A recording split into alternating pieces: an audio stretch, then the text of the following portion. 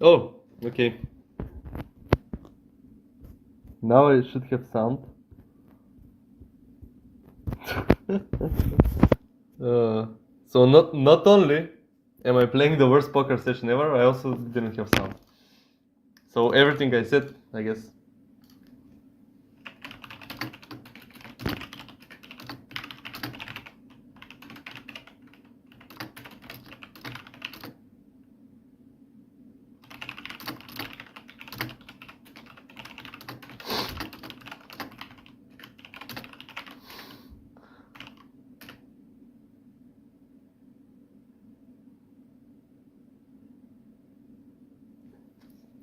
Okay, I have a break now.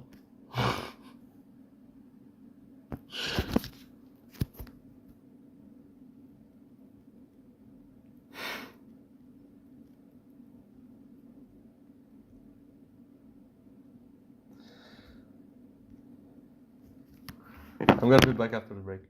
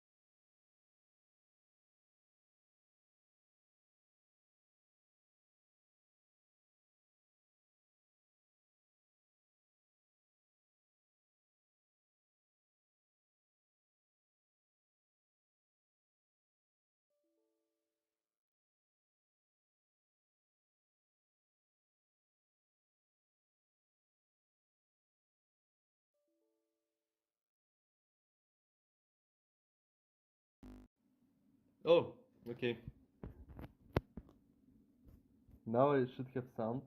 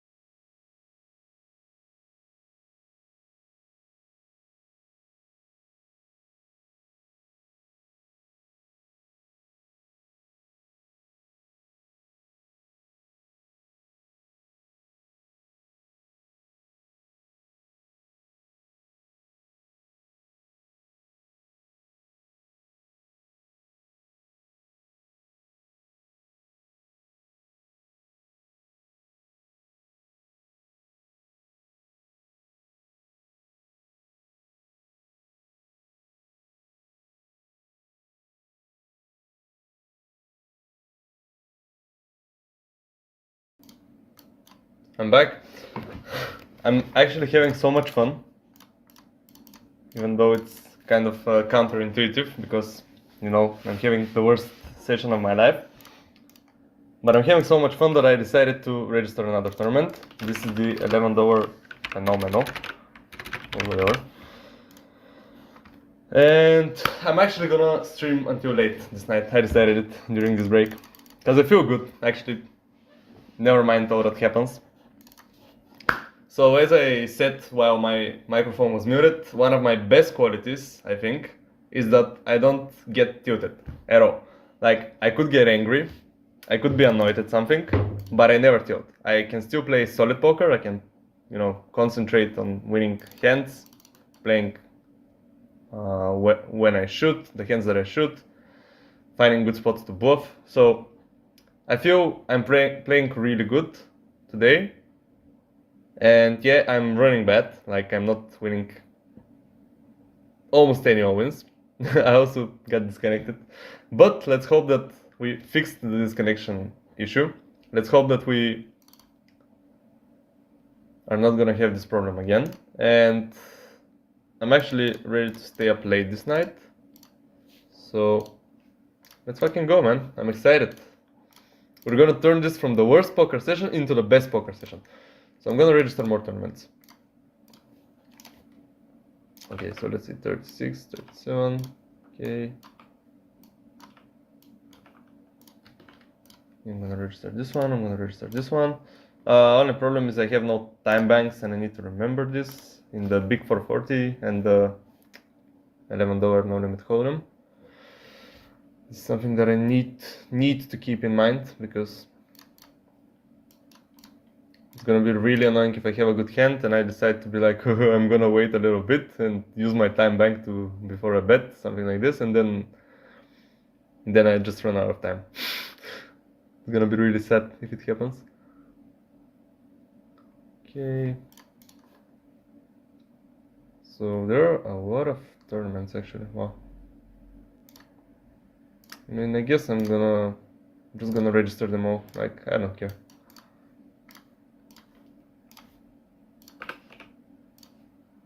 Today is the day. I'm gonna turn this from the worst poker session into the best poker session. Let's see. Let's see if I can do this. Let's fucking go! Okay.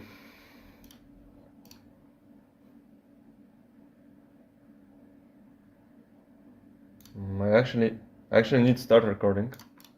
Because, you know, if this happens, if I can turn this from the worst poker session into the best poker session, I'm gonna need to have it recorded. Okay.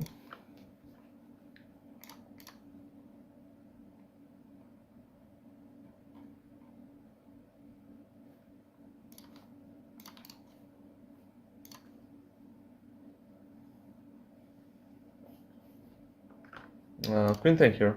I mean, it could be a race. There are a lot of short stacks, so you know, the shorter people are, the better race this becomes.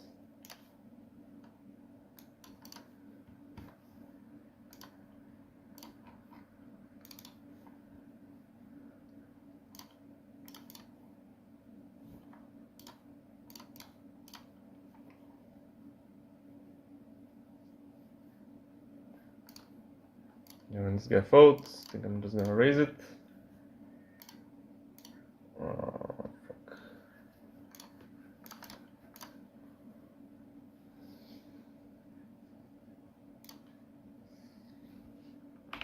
So here I called a really small continuation bet from the cutoff. Turn is obviously not great.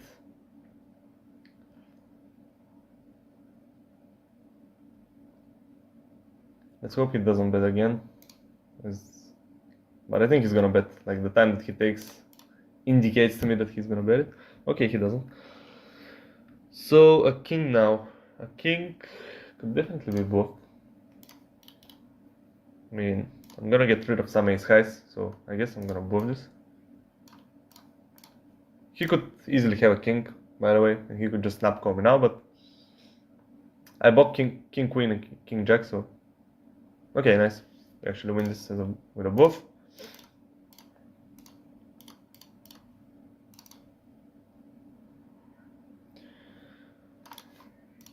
very happy with that. We also got queens here. I didn't show it, but we raised queens and everybody folded, unfortunately.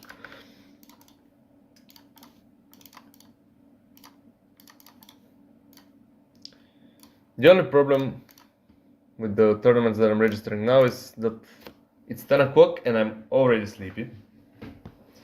It's because I got really used during the weeks. I go to university and I almost every day I wake up at like 8 or 8:30. So I got really used to going to bed at like 11. You know. And when you get used to a regime like that, yeah, I don't know if regime is the word in English, to a schedule, I guess, like that, you start to get sleepy really early. Queen 10, I'm gonna defend it, flop nothing though. I mean, we have 3 to a straight, but I'm not really sure if I can check raise the offsuit variation. Like, if I had Queen 10 of diamonds, Queen 10 of hearts, Queen 10 of spades here, maybe if he bets, I could check raise them. I'm not really sure about Queen 10 offsuit. I guess if I'm gonna... No, it doesn't actually matter, because he raises Jack 10 offsuit and Queen Jack offsuit as well as suited, so it shouldn't really matter.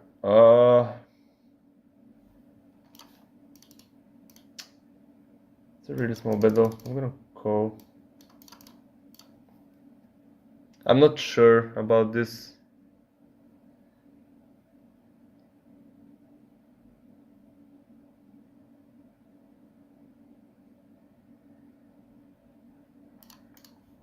Okay, he bets again. This one is an easy fold now.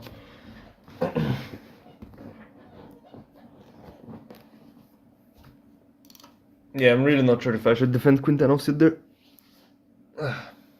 Close. Definitely not gonna be a huge mistake, but you know.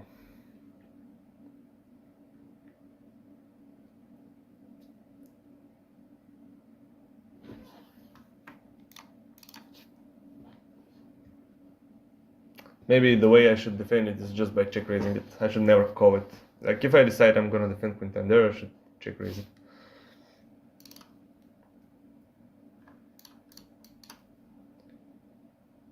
Whatever.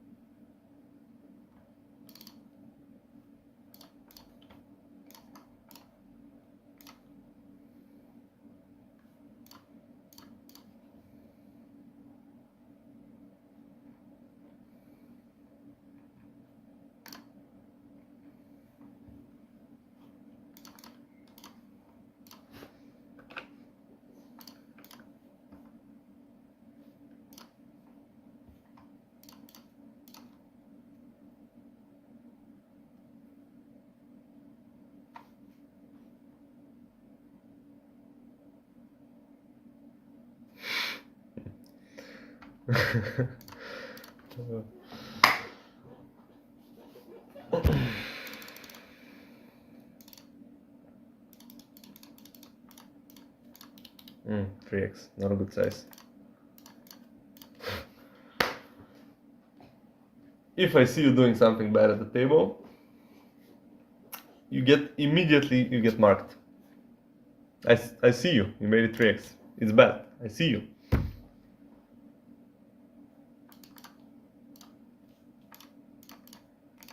No way you can escape.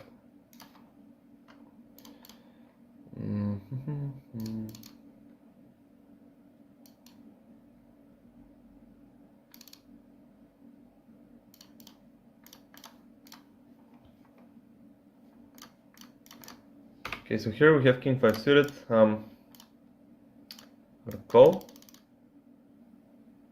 Flop a 5. Let's hope this guy doesn't know how to play and he doesn't overbet this flop, because then I'm gonna be a pretty tough spot. He doesn't, which is nice. Okay, so he should basically, I think, always bet with his overpairs and his sevens, so it's pretty safe that my 5 is good.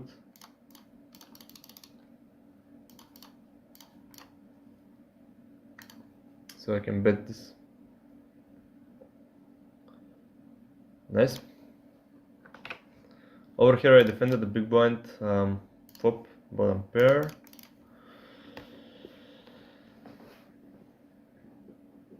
Okay, I guess this guy's still pretty uncapped, so I'm gonna check again.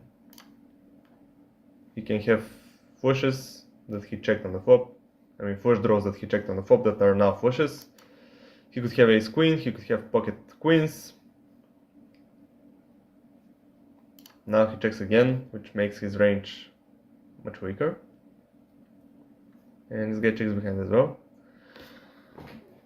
I mean, I don't expect my 4 to be good very often. But given the fact that there were no bets at all, I think I'm gonna have worse hands that I can turn into bluffs to try to steal this. So sometimes this 4 is gonna be good against some ace highs. Not this time.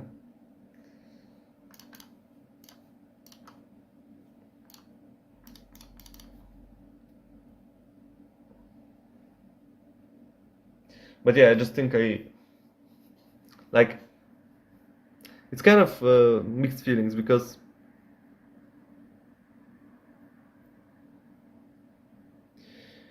it's really easy for me to overbluff there. Like obviously both of the guys have shown that weakness, have shown that they aren't really that strong on this board. But if I start just betting all the time, trying to steal it with every single hand, then I'm over bluffing. I mean, people obviously don't know me at micro stakes. They're not gonna remember this and be like, ah, this guy's over bluffing, I'm gonna call him next time. This usually doesn't happen, but not at these stakes at least. But still, I'm trying to play a sound strategy that I can apply while playing multiple tables at the same time, and that I can also carry on applying by moving up to higher stakes sometime in the future.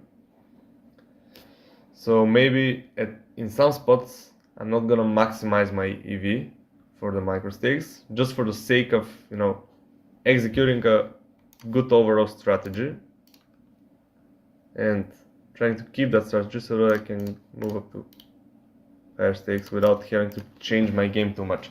Because if I get used to exploiting people too much, then what's gonna happen is that when I move to higher stakes someday, I'm gonna keep those habits of trying to be exploitative against people who can be exploited that easily, and maybe that's gonna lead to more mistakes in the future. So I'm kind of looking at poker as a really long-term game, and you know the games that I'm playing now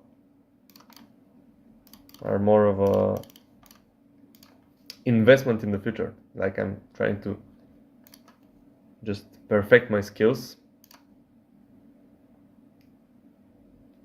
so that maybe in the future I can play really higher stakes. Here we have another $11 number column, so it's gonna be number 2.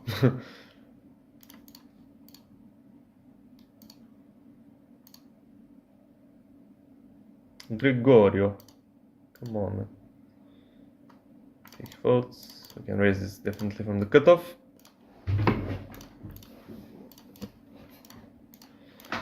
And this board is gonna be a continuation bet. He has a lot of out folds in the big blind.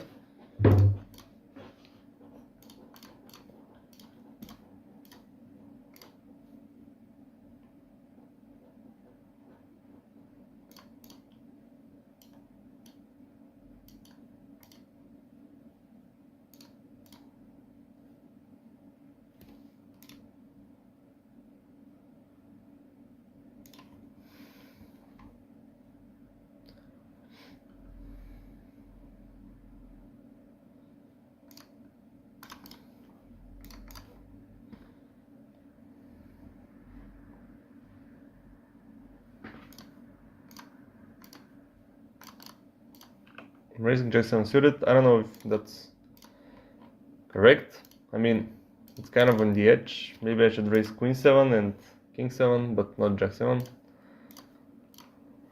I get punished immediately.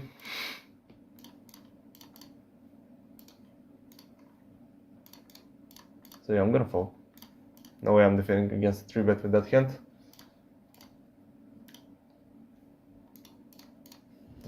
Yeah, against the 4-bet, it's even less likely. Let's actually keep this on stream. Let's see what they have. So this guy folded to a 4-bet, which means he was bluffing me. He's lying to me. How could he do that? Force. Really short stacks in the blind, so I'm gonna skip pocket fours. I'm gonna pass them. Okay, so let's. Here we have a 750 KO. I mean, it's not 6 max. Defending Queen Jack. I flop absolutely nothing. That's fine. We're gonna have a lot of that.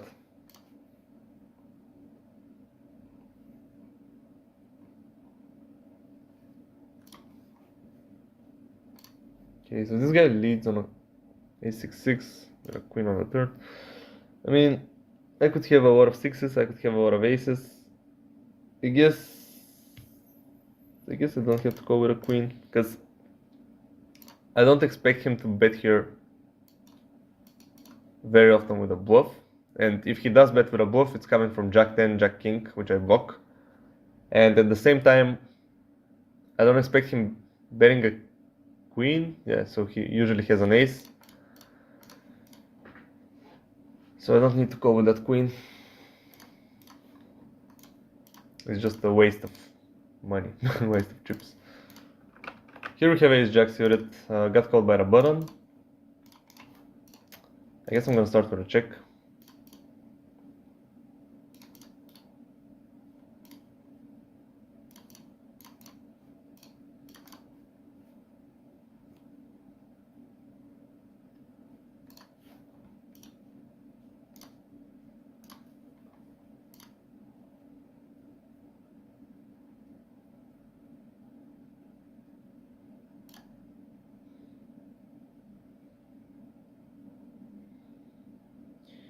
Okay, here, can I check raise this? I mean, I guess I'm just gonna check call. I'm gonna use weaker ace-x of spades to check raise.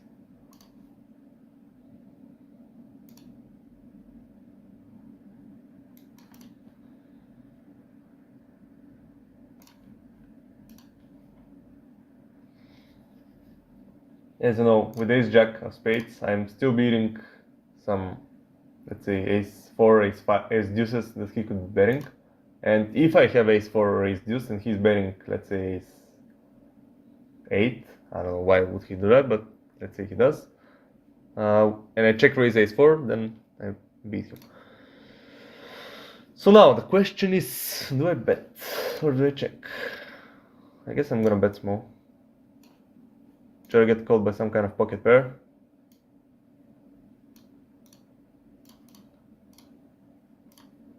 I don't. Well, fuck.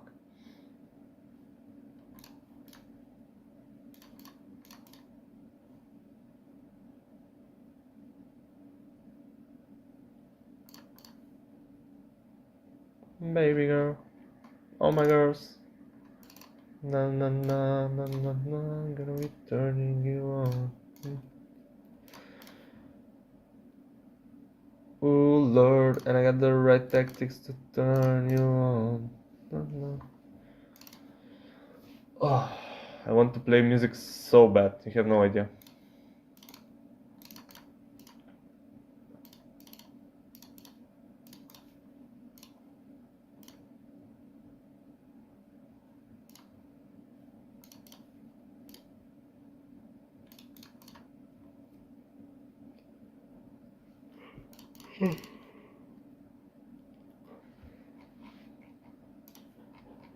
Okay, so I have 8 seconds here, I have 8 seconds here. I gain back my time banks on in the big 440 and the 11 door.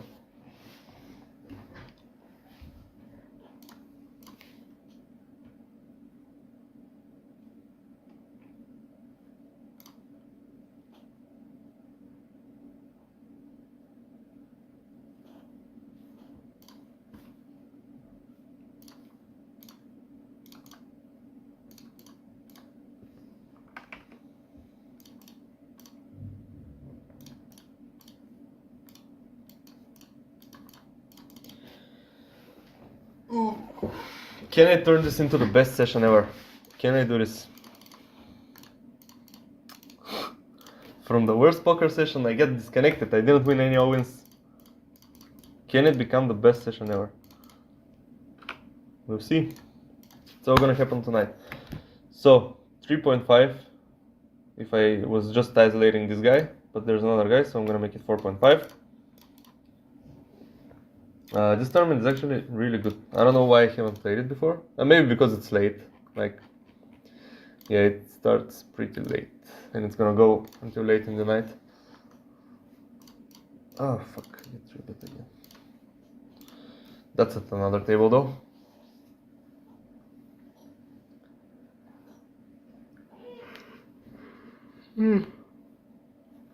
Okay, so I get called. Such a fucking boomer, man. I'm sleepy at 10:30. Already falling asleep. So that's probably one of the worst flops for tens. I mean, don't really see any point in betting here. I get called by a jack, I get called by a queen. I fold out maybe worse pairs like pocket fives, pocket sevens. So just gonna check. Hopefully nobody bets. Hopefully this guy has, you know, ace six, and this guy has pocket sevens. He's betting those, so that seems unlikely, and he's betting half pot into two people. So I guess I'm just gonna fold the tens here, as I'm having two tens actually really blocks his bluffs. His bluffs are usually gonna come from 10-9, 10-8, king 10 maybe.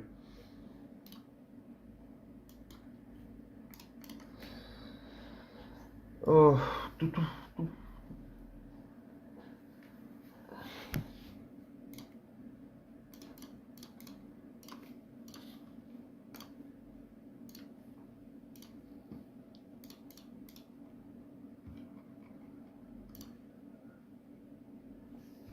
I really need to drink water and take a piss, but taking a piss will wait.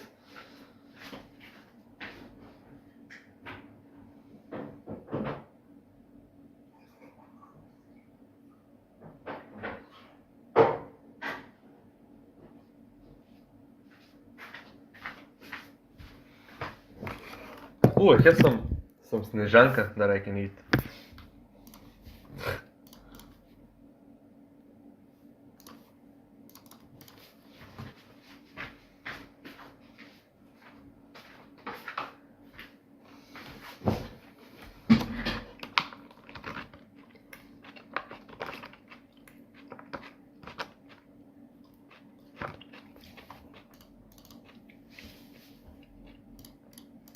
So at least staying up late is going to force me to eat more.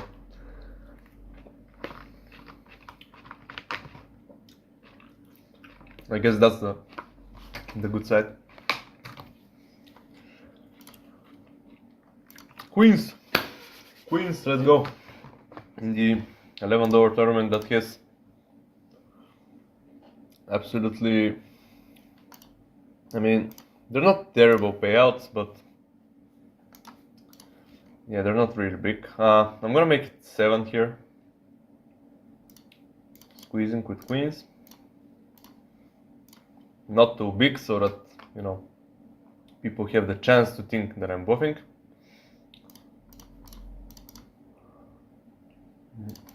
Obviously nobody had a hand to try and play against me with.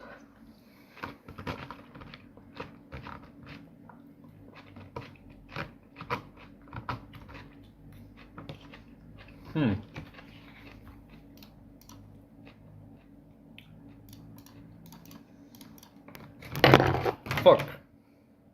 Why am I destroying everything today? So I just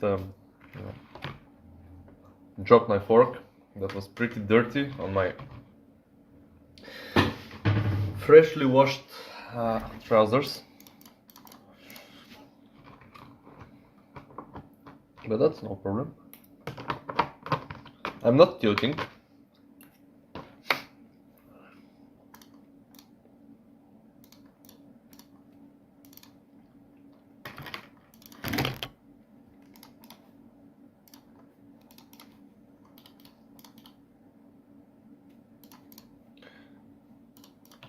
kings. Okay, so if this guy raises, obviously we're gonna 3-bet, and yeah, no point discussing other options. So we have kings, easy 3-bet. We're gonna make it 4 times his raise because we're out of position.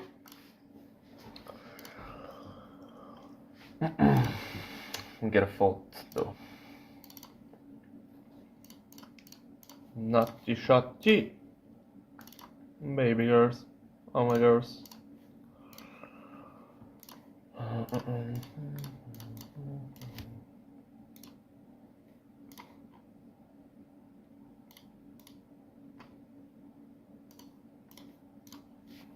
Okay, so here I'm gonna call sometimes, but I'm mostly gonna 3-bet. In this game I'm gonna 3-bet as well. So make it 7. I mean, we could make it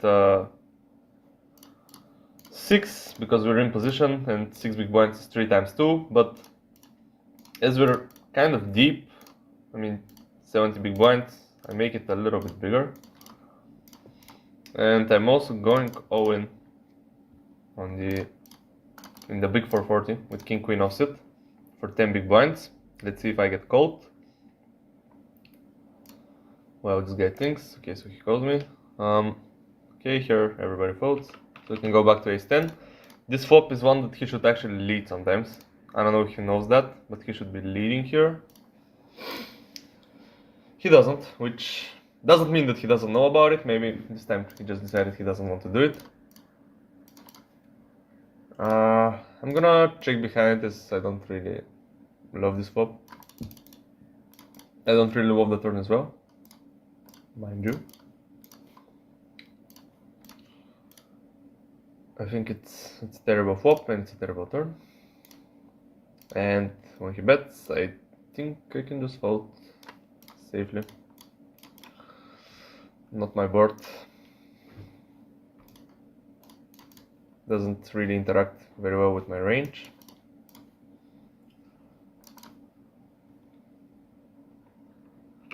Also here I raised pre-flop, big blind defended. I bet 1 big blind on the flop and this guy called. Turn is a king. And I checked back the turn. So if he bets, I think I'm gonna have to call with this hand. It's a perfect bluff catcher. He bets really small, so wow, he rivered the fucking straight. He bet really small, I don't know why. I mean, if he had bet bigger, I was still gonna call, as I was actually blocking the straight with the deuce in my hand, and you know, I unblocked all the missed flush draws, so, and missed straight draws. So yeah, I had a really great hand to bluff catch with. He didn't take advantage of that though. Fuck. You need to find something to eat.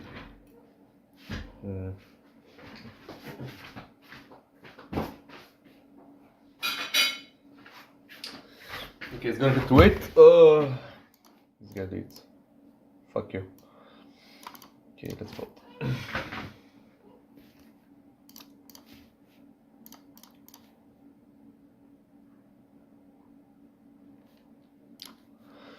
Baby girl, oh my girls. Da-da-da. 5 deuce offset. Wait, I just noticed. He's defending 5 deuce offset. Wow. Very, very brave of him. I don't think it's good, so I'm gonna mark him. I mean, 3-5 offset, maybe. Actually, 3-5 offset against him in race is definitely defend, but 5 deuce, no, it's too much. 6 deuce, definitely no call. We actually flop 2 pair. I'm gonna start with a check though, try to get a check raise. Let's see if we can do it. If our opponent bets, please bet. Please bet. No! He doesn't bet.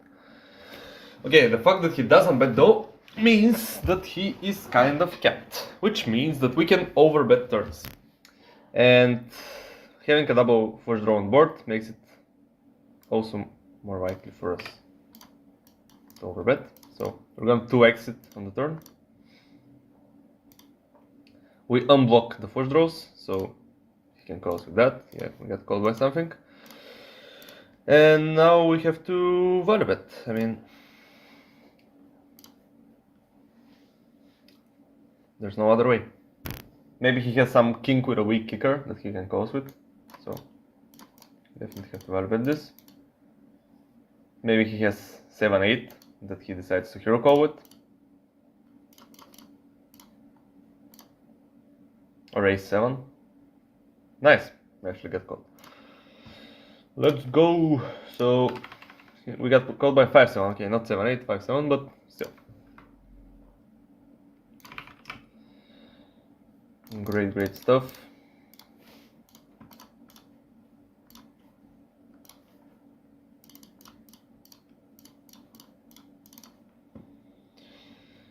And we don't want to turn you.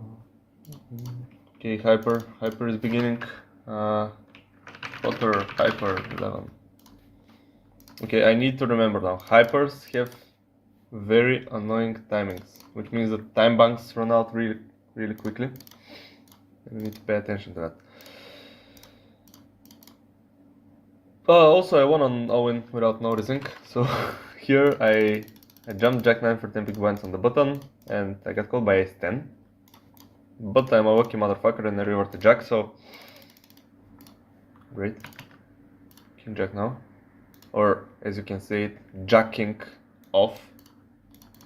You know, you have a Jack, you have a King, it's offset.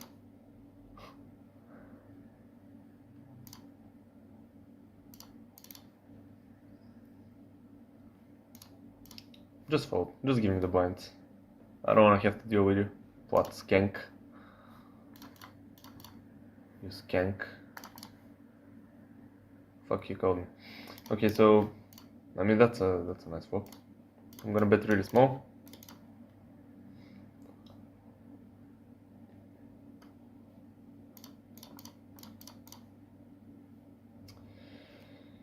Okay, so we got called.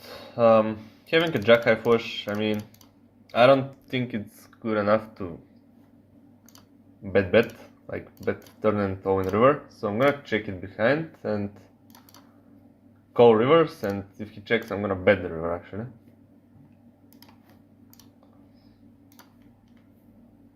Okay, so we were up against the flush and we sucked out on the river on the turn. That's great.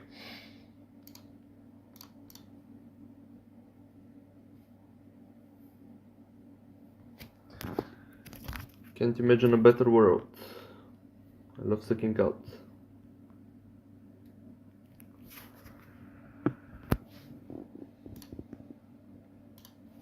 Do I have a microphone? I need to check periodically. Okay, I do. I do have a microphone. Here I have king queen off against everyone. This guy bets really small, which is annoying because small sizes actually work really well in multi-way pots. And I'm still gonna have to fold king queen, even though it's just too big blind. Because there are just so many people, and yeah, it changes the way I should defend my range.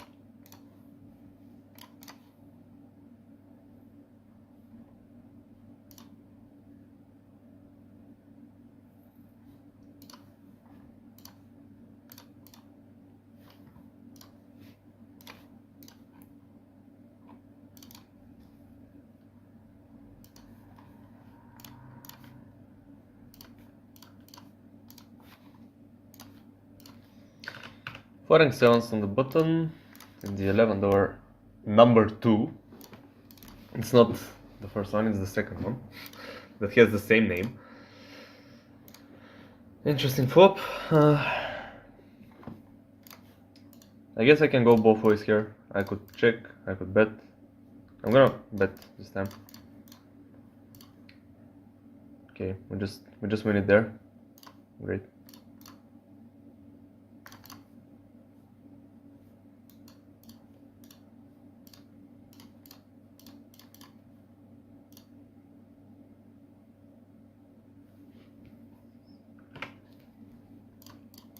There's potential here. Nice out. potentially something can happen.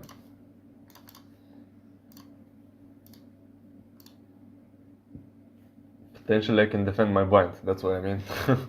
Probably gonna flop nothing. Okay, so it's a min raise, which means I'm gonna include more of the offset hands, and 9-7 offset gets there. We flop top pair, which could be both good and bad, because if we're up against an overpair, we destroy it because we have two pair. Haha. And he shouldn't really have an overpair when he checks back, so I mean, I'm gonna check again actually.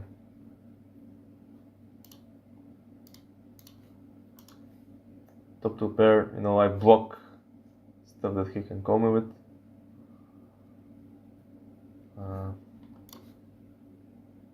Okay, I guess.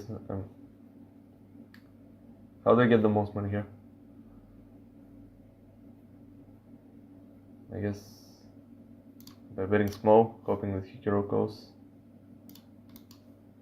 Okay. I mean, it's better than nothing, I guess. Ace queen, yeah, Hikiro called me with the ace high, so I guess that's the most I could get out of this.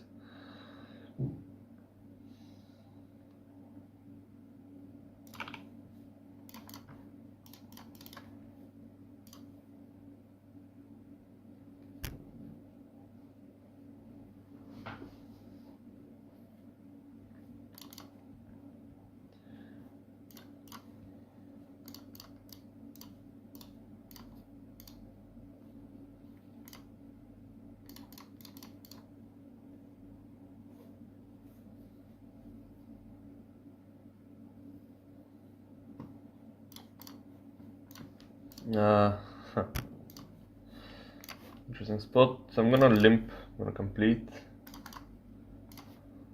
completing the small blind with queen 9 off.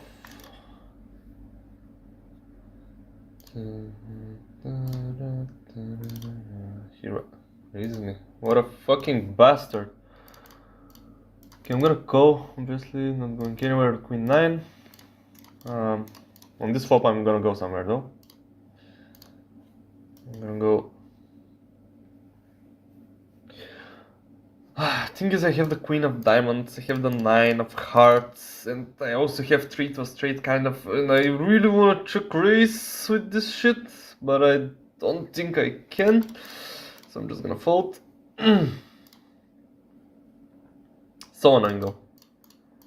I really have no idea how to play these blind versus blind spots correctly. I almost always feel like I have some check raising opportunities, but I'm not sure, so I don't do it, because I'm a little pussy and I'm scared of making a mistake. Like, I mean, I'm not really scared of making a mistake, but as I've heard somebody say before, when I was just starting to study poker, it's better to make a mistake and fold than it is to make a mistake and call. So I prefer making, you know, the other mistake. Nice, we hold against ace 10, so we get some more chips as we approach the pure bubble, approach the money. Here I have a flush draw, I flatted pre-flop, gonna call. I guess I could also raise the flop, but not really.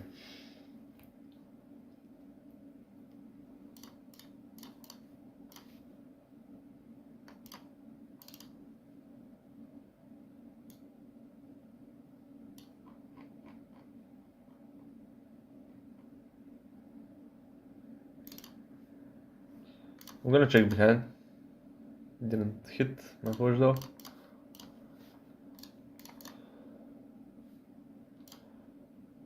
Fuck. So this bet, yeah, I can call. I can do anything.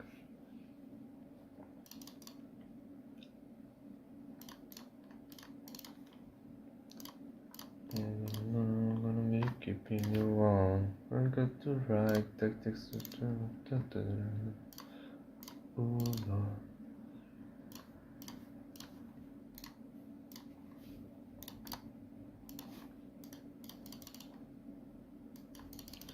Okay, so here in the highbar I flop nicely.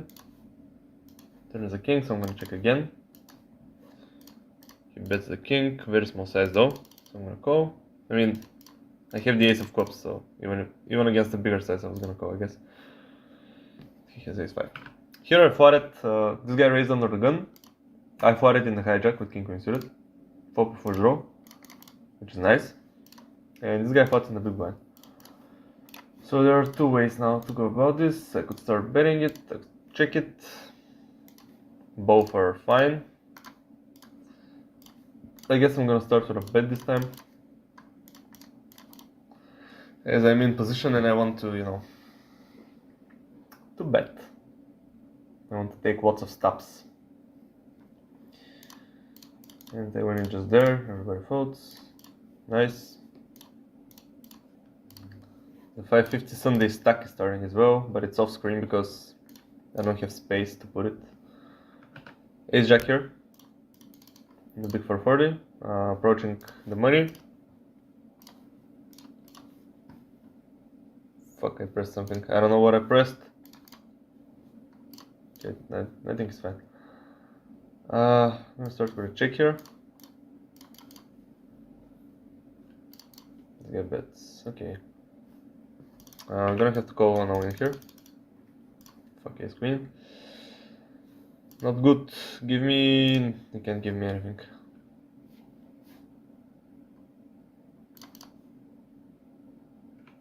Okay, so I call here with ace jack, turn the jack, which could be good, could be bad. I mean, it's good if this guy doesn't have a 9. If he has a 9, it's terrible, because I'm basically dead now. And I'm gonna lose my money. He doesn't bet again, which means that he probably doesn't have a 9, and I'm gonna value bet my jack. I mean,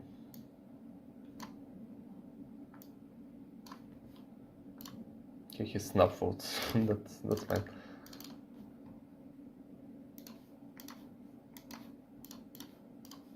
That's fine, I guess.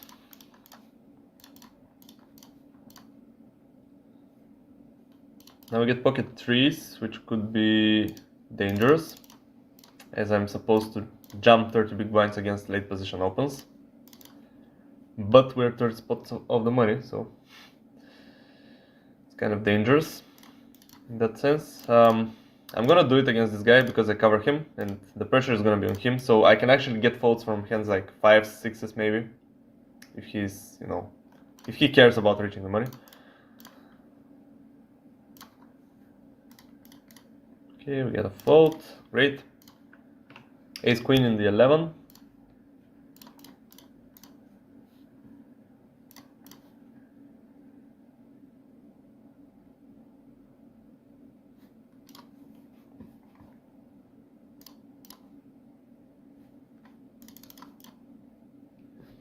If this guy jumps, we're obviously gonna call, because he can have ace jack, ace 10, ace 5 suited, king queen, queen jack suited, like stuff that would crush with ace queen.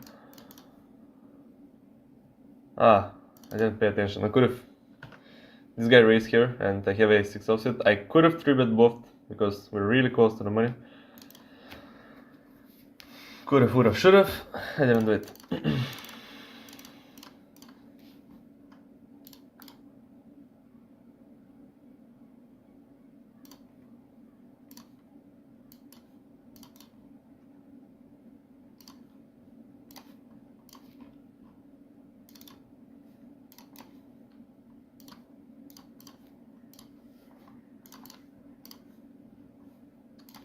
Now it's getting to the point where I have a lot of buttons to click, so bear with me as I try to keep my concentration. Here calling, I want to see a flop. This is not the flop exactly that I want to see, because it's very likely that somebody has an ace, and usually when somebody has an ace, their ace is better than ace 3. So we are stuck kind of in a position where we need to invest more. in a pot where we are not very likely to have the best hand.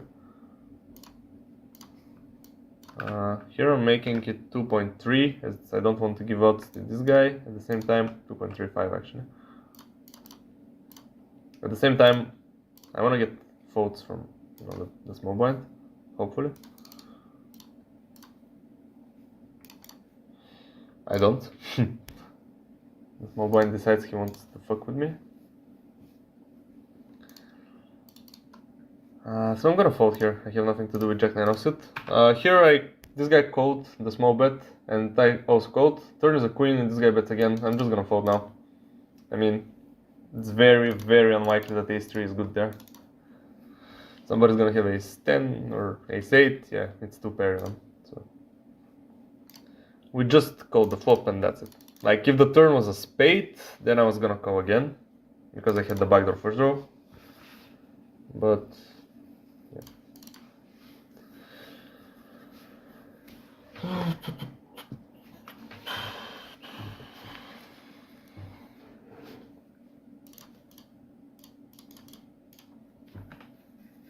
Ace 9 suited now.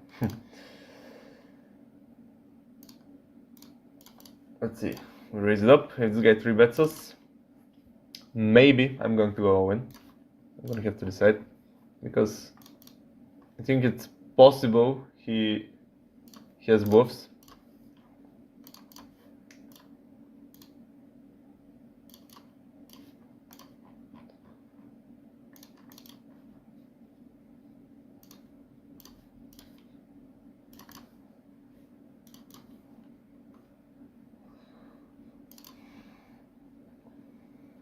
Okay, so I get flatted on the button. Now I flop nothing, so I'm gonna have to check and probably fold.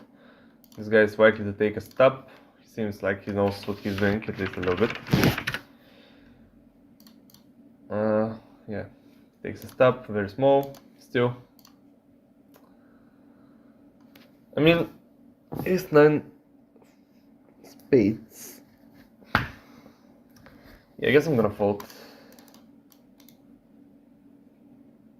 I could be raising here with ace 9 of clubs, ace 9 of hearts, but not ace 9 of spades.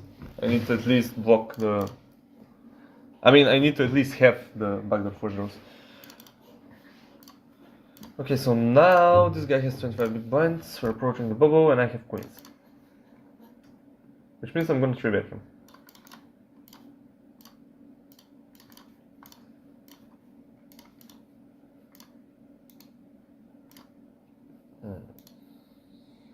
Very, very interesting spot.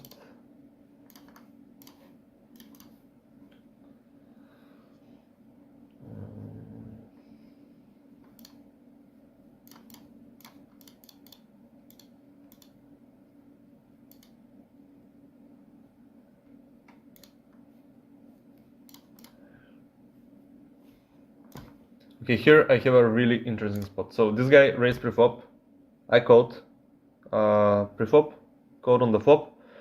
He checked the turn back, and now he bets like this. So I'm gonna hero call. I think he has ace queen or ace 10. I mean, pretty sure. I don't know why. King queen. Fuck. Why would he check back the the turn though? Well, I guess he got what he wanted. So betting with queens. I almost ran out of time. But I was okay. This needs a call. Yes, this jack. Very random hand. Nice. So this guy goes 13 spots before the money. He's just out. We got him.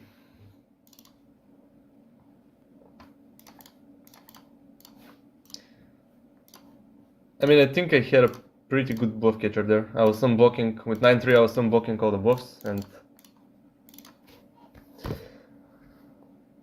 yeah, I like it.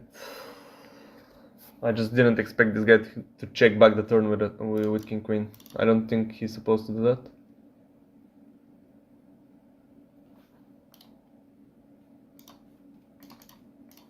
So, you know, when I don't expect him to have king queen in his range,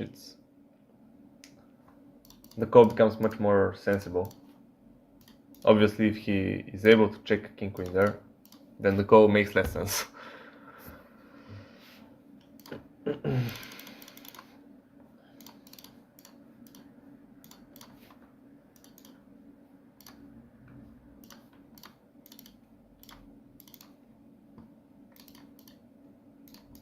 need a hero.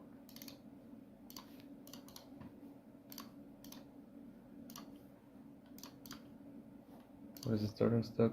5,000. Fuck.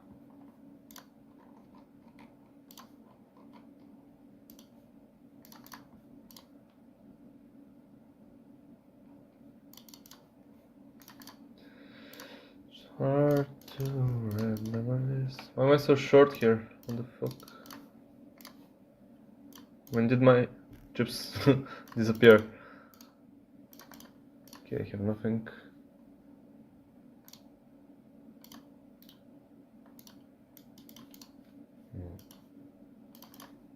Yeah, one big blind. Oh, I have to fall. So annoying.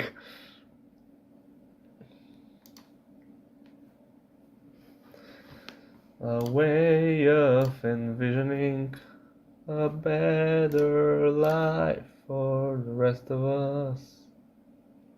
The rest of us. Okay, she kept calling every single night. King 7 suited. I think it's always gonna be a call here, never gonna be a raise, so not gonna think much about it. Just gonna raise it. If this guy tries to isolate me, I'm gonna call. Because I have a pretty nice hand to play post swap with. Oh, you know, fucking flop 2 pair, man. Okay. I mean, I'm gonna try to. We're really deep, so I'm gonna try to check raise because I think that's the way to get the most money into the pot. Also, by check raising we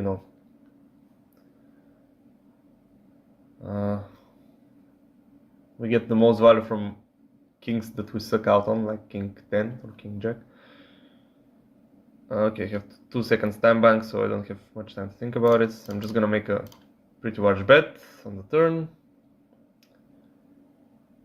As he checked back, so he's supposed to be capped. Like the 9 doesn't really cap him, as he can check back 8-5 or 8-10.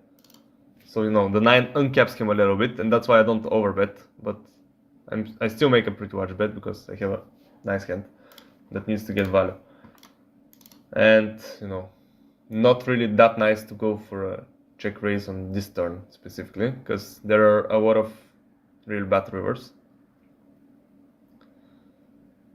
Okay, so we have a break. I really need to take a piss. I'll be back in a moment, in 5 minutes.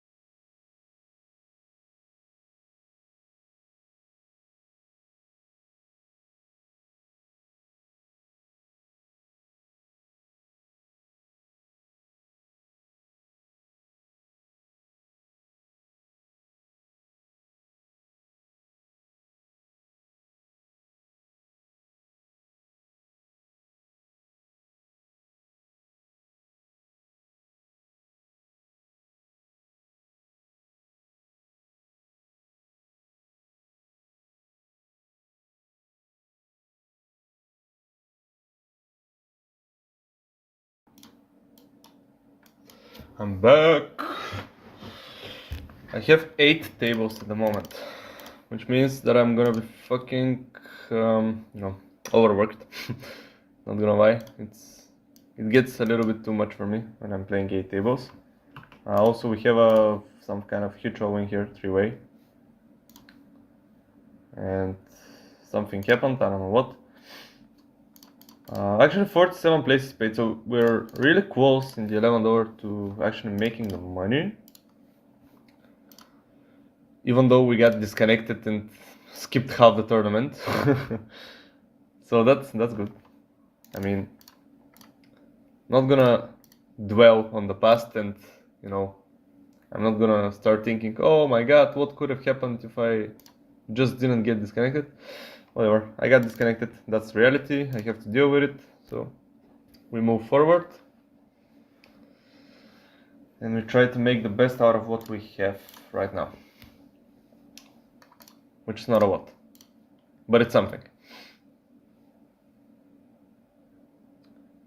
Okay, so there are some interesting tournaments coming up. I don't know if I should register them though. Also we have jacks here.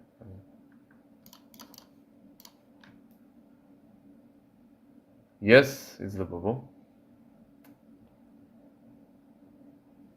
So this guy probably not gonna call. He's probably gonna time, bank, and then fold, because he's trying to earn $5 or whatever it is. $6, okay. He's trying to get that money, which is understandable. I mean, when you have 3 big blinds, there's nothing much more that you can do. I think I made a mistake here. Yep, I did. So I hit 15 big blinds and I didn't go all in with 10-8 suited. I just limped, which is a mistake, definitely. I think it's much better to go all in with this hand. Okay, when this guy snap checks behind though, I'm gonna bet.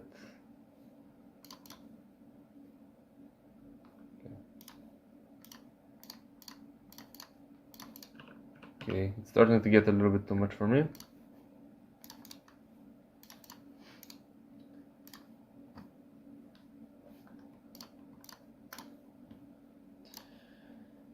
Okay, did I win here? I did. So I have king 10 suited here. I'm gonna call. Turn a 2 pair. This guy has 22 big blinds. I mean, probably if he bets, I'm probably gonna just jam on him.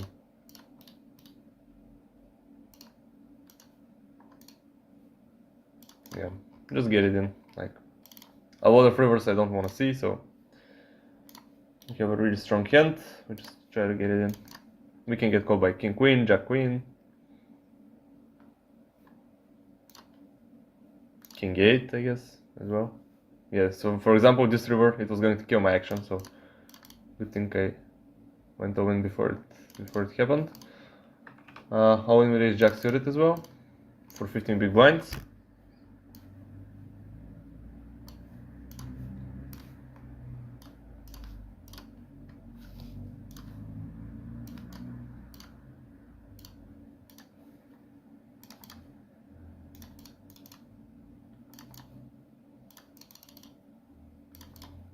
Whoa.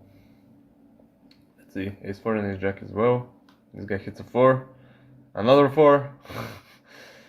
Okay, so we're out of this as well.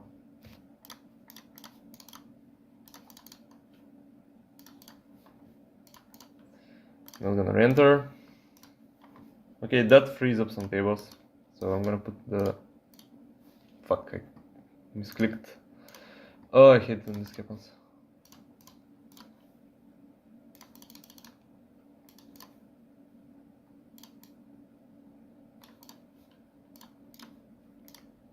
Here I'm betting as a really sneaky bluff. Nice, we get it through. I'm gonna call here. Ah, this guy turned the fucking set. Okay, that's fine. Everything's fine. I'm not mad. I'm not. I'm gonna call here. Okay.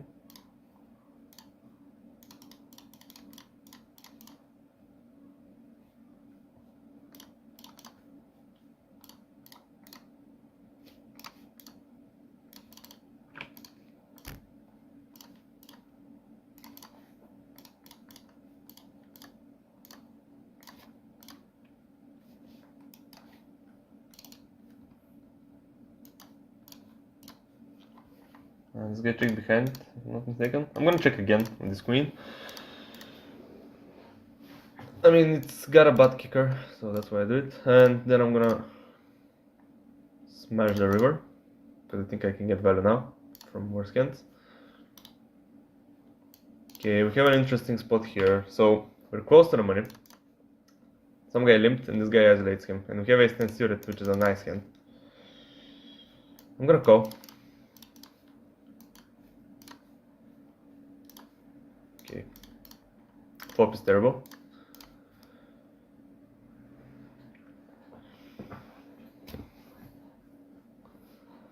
Flop is terrible for our hand, but it's not that terrible for our range. Which means that I might be able to get away with a small bet as a bluff. But I'm not gonna do it yet, because I don't know what this guy has limped.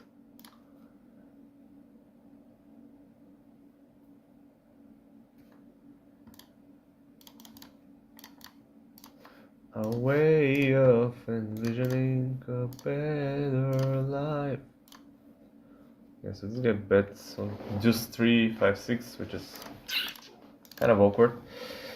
Especially when I'm in the big blind and, you know, yeah, I'm just gonna fold.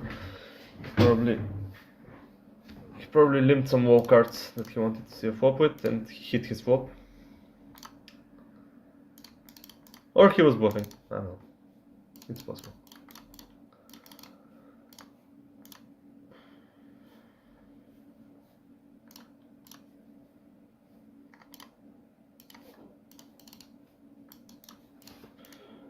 Okay, so I defended the big blind here against the mid raise from the button. Obviously, that's not the, you know, greatest flop. And I probably have to fold here. I mean, I have the king of hearts, but this is not a flop that I'm gonna have a lot of check raise for values with. So Ajax suited here, calling in the phenomenal.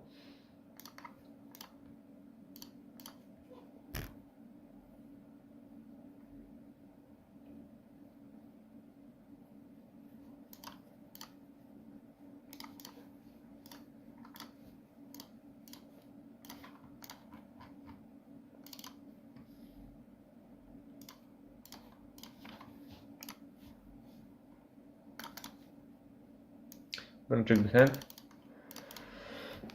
As the big blind is in the hand, you know, he's gonna have a lot of advantages on around this 5.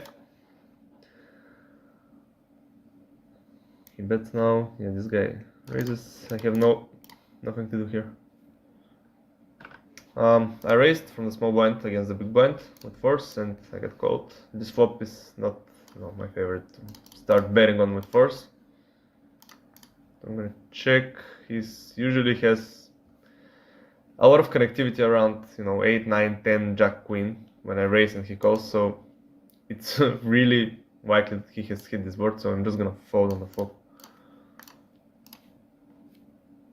I think I'm also going to have a lot of hands that I can defend there, like that are much better than pocket fours.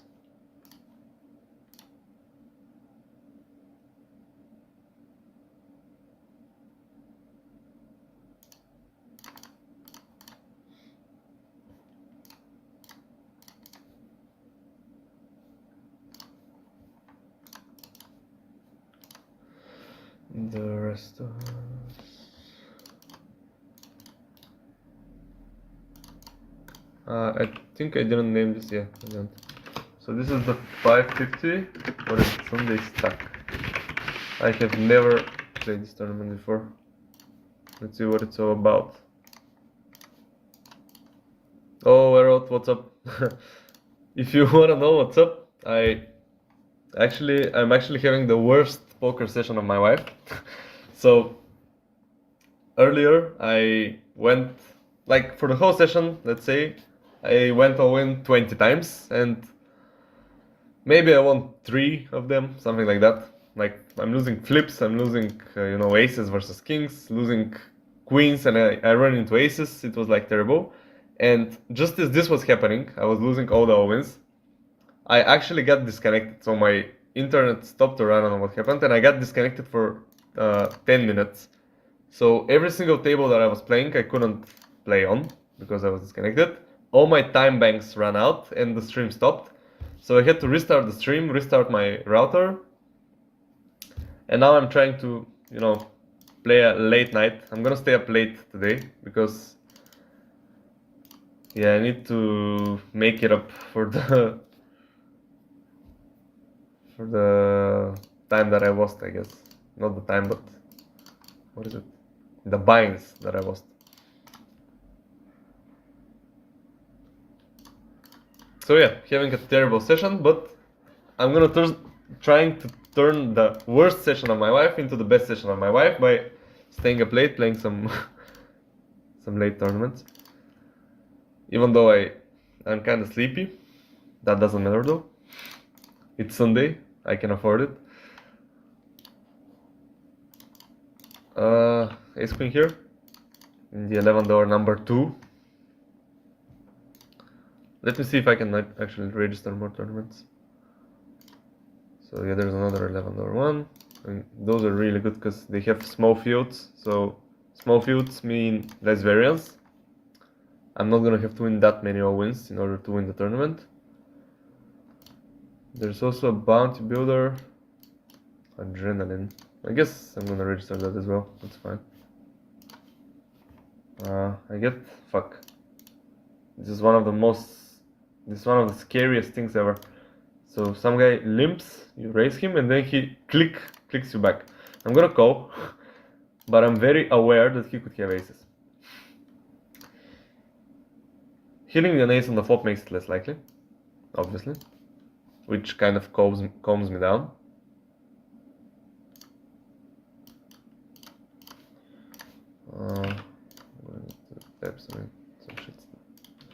Okay, so I'm gonna start with a small bet, very small.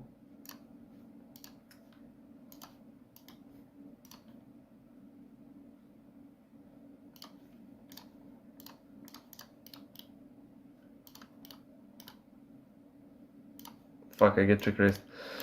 Oh, is it possible for him to have aces? I mean, it is. There's only one combo though.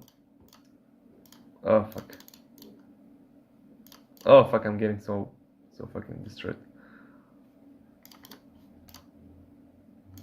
And he checks again. Oh, why are you doing this to me? Because I'm gonna check back, I guess. I mean, I feel so confused. Okay, I'm losing to ace jack now. I'm losing to ace king if he did it with ace king. I'm losing to aces. I'm losing to king queen as well. Oh!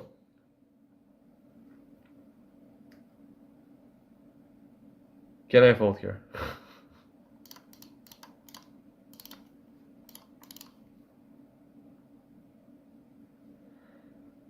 Oh, I guess I can. I mean, he's probably not bluffing with kings and queens. I don't think he's good enough to do that, so. Oh.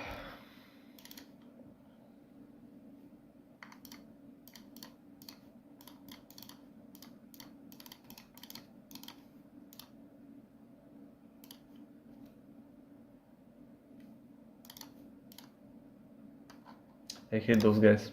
The guys that trap from under the gun, that just limp when they have something. I hate it.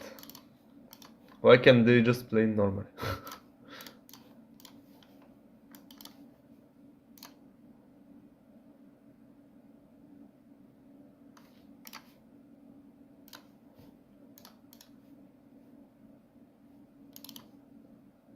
Why can't they just play like normal people?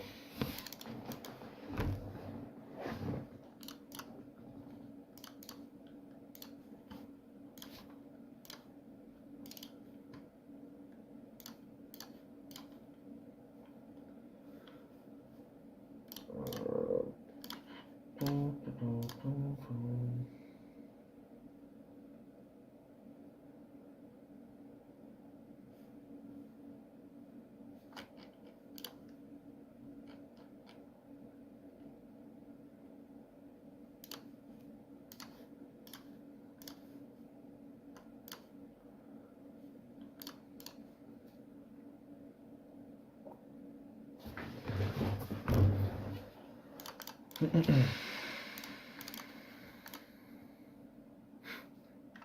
you guess what? We have the $11 no limit hold'em.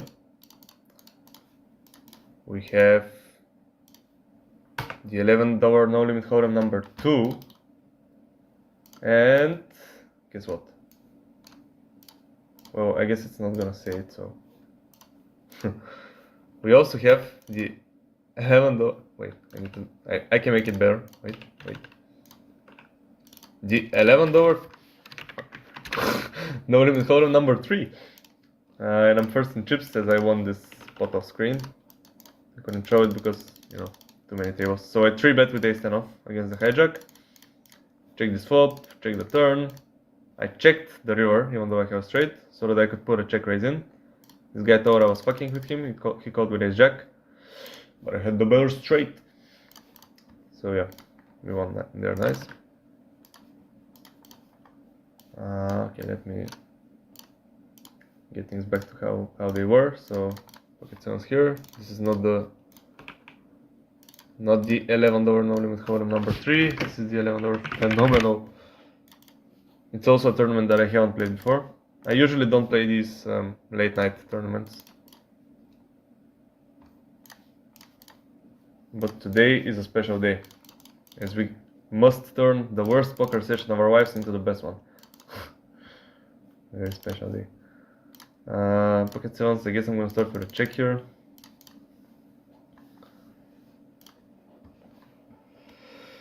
That sounds rough. I felt like I won 5 wins out of 50, got 102,000. Yeah, it's rough, but it happens. I mean, it's part of playing poker, so I guess I'm kind of used to it.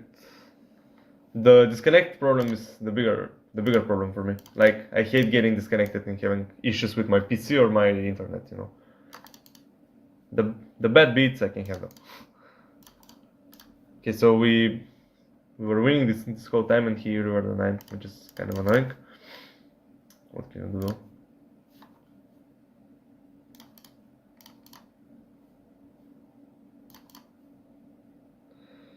Okay, she keep calling every single night, yeah. Day or night, no. Pocket queens here. I'm gonna raise blind versus blind. Fuck, not gonna go away. 3.5.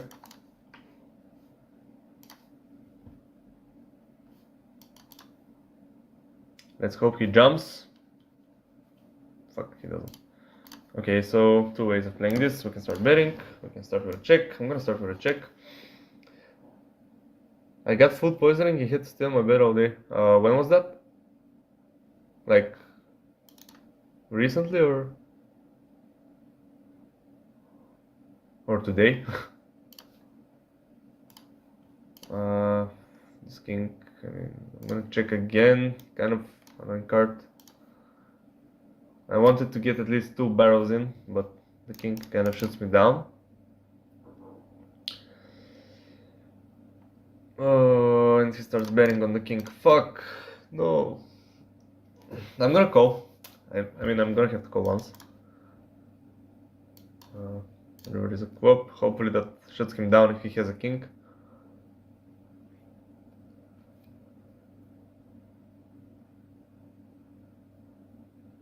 Please check. I don't want to face difficult decisions. Yeah, then maybe I should stop playing poker. It's always about difficult decisions. Check. You're thinking too much. You don't have anything if you're thinking so long. Fuck, he bets again. And it's really small. Look at this fucking guy. Oh my god. This is such an exploitative play. Like, trying to get value from me and saying, I have a king, I'm trying to get value. So I'm gonna check raise him over to punish him. Fuck, he called me with king queen. And I even blocked that.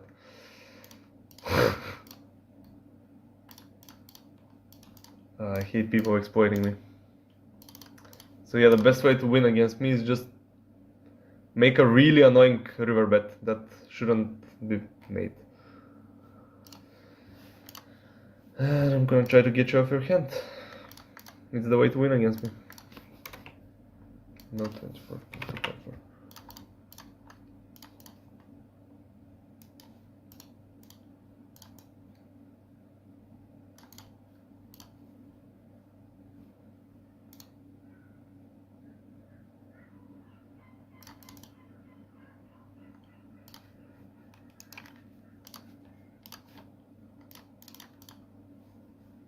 Okay, so I guess now, how much did I win? I forgot. 9 something. 967, I think. Oh, whatever. Now, we can actually do this. So, this is the... Wait.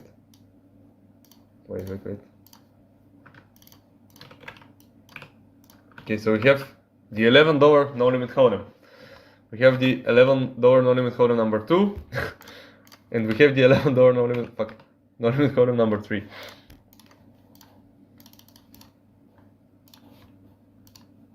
Said I wanna die, yeah. Bigger 550. Oh fuck, I have to jump the bubble now? I mean, I got to.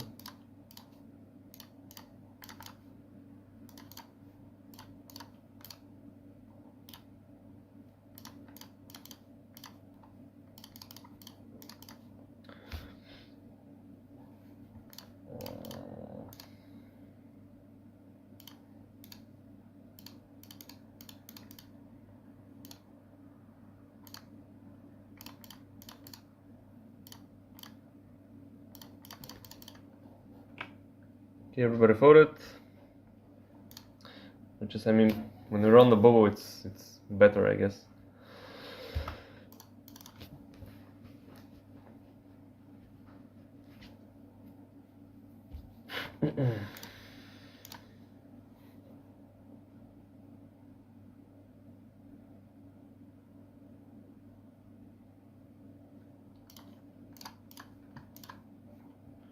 This guy leads on the jack.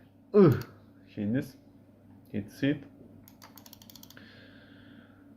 Not going anywhere with ace 10 as well, obviously. And I'm gonna check this river as I chop against other aces, and I mean, I don't really want to get snapped by a jack. Yeah. Queen 9, okay. Fair enough.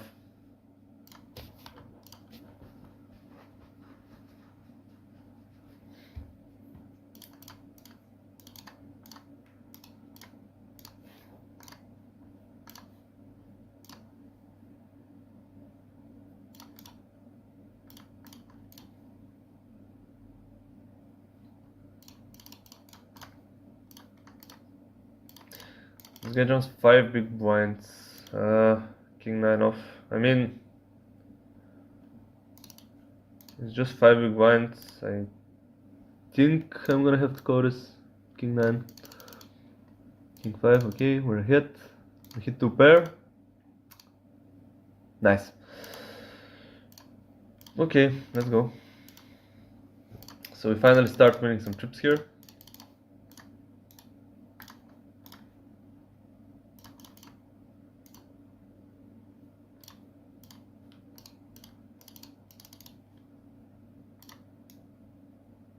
I'm gonna fold this. This guy's really short. I could also jam it. Yeah, I'm gonna jam it actually. I think it's better. Okay.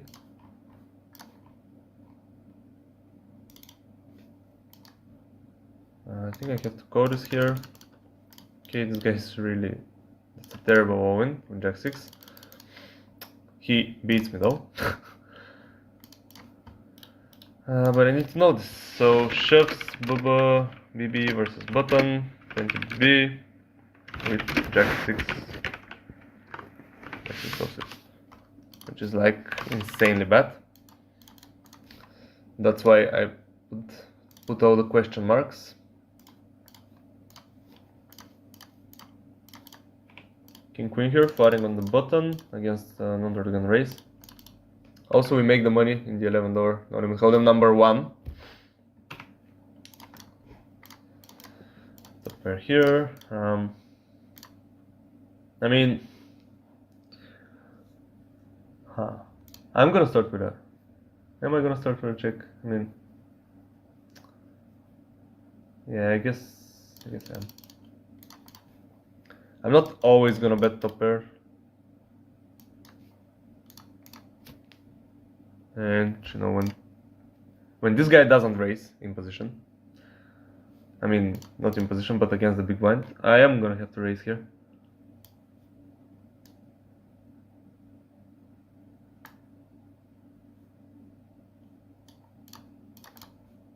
Because it's very likely that he has some kind of draw, like ace queen, ace jack, maybe queen jack even.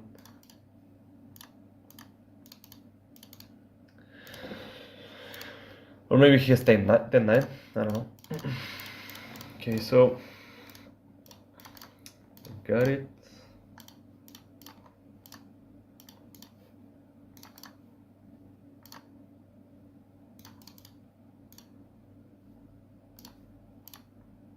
King jack suited is probably one of the best hands to flat here.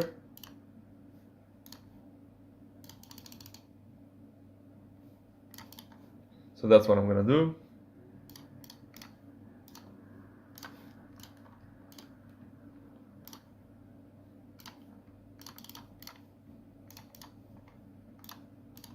And we flop trips. Amazing. Let's get bets. Okay, another tournament starting. I'm getting kind of overwhelmed now. Can I raise here? Probably not. Like, I don't think there's much raising.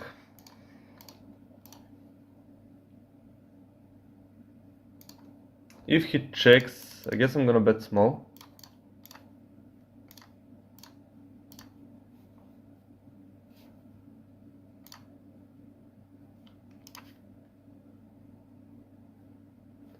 I mean, I could also check behind, but not this time. I'm gonna bet small.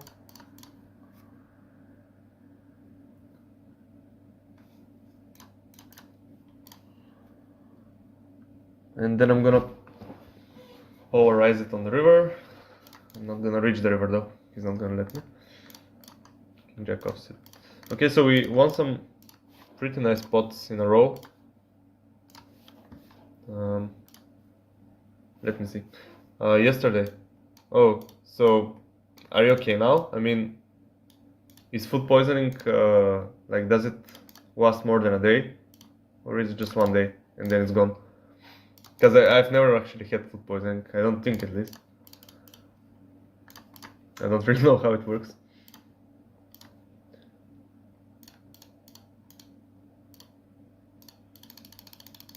So yeah, we won ace 10 here, we won king 9, then we won 10-8, then we won king queen, and then we won king jack. So 5 hands in a row. We're winning. Let's see if I see bet now. Am I gonna win? Is this guy gonna fold? Yes, 6 hands in a row, man. Look at this, look at this. Everything is green. I'm winning every single pot. Is it 5? 3, 4, 5, 6? Yeah, it's 6. Queen 7. Oh, it's kind of tempting to raise it and try to win 7 hands in a row. Okay, this guy raised before us.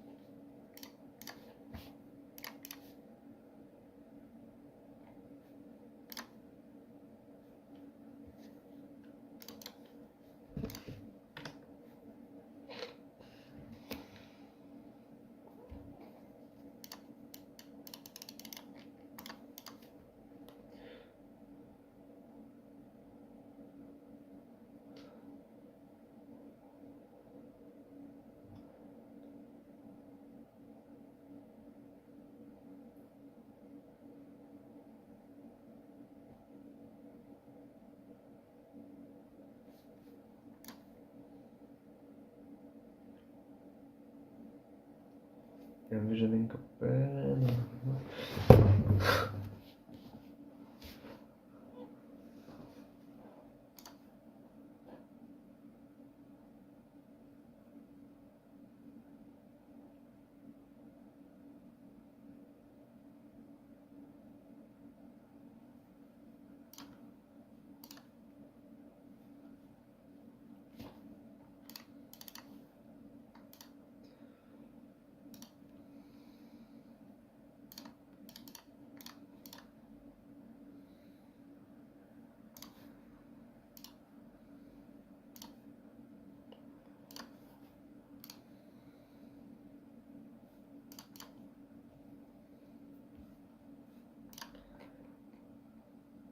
Okay, so this guy makes it 5 big blinds, and I'm gonna 3-bet him as I have ace king. Poop. Okay. If he jumps, I'm calling. He doesn't do. I have king a3 here, suited. So if I flop an 8 or a 3, or a first draw, I don't know. Why do people, like, why do you check back an ace high flop? Like, obviously, if you had nothing, you were gonna try to win it here. So, you obviously have something. I don't know. I really hope the river would be a 4. I mean, there's no way, like, this guy, I bet and he folds. There's no way. He either has kings, queens that he's gonna be like, ah, fuck, and call, or he has an ace and he's gonna call again.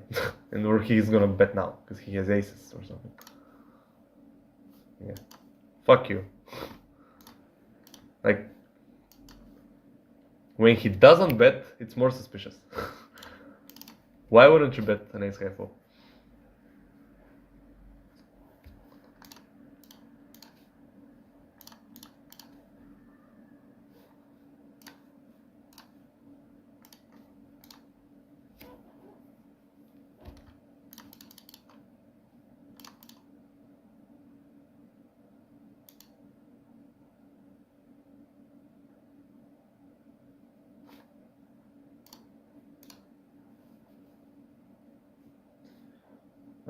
Easy fold here.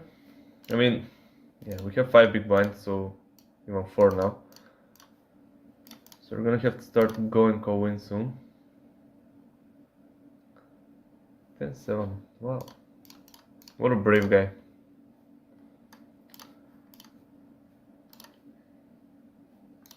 10-5. Well, I guess if everybody folds, I'm gonna be a brave guy as well, because this seems good enough for 4 big blinds on the button. Yep, I think this is my chance to be a hero. Nice! They actually folded. That's great. Okay, so 9-7. Not gonna be a hero with this one. King Jack suited on the other hand. 6 big blinds, really small re-raise.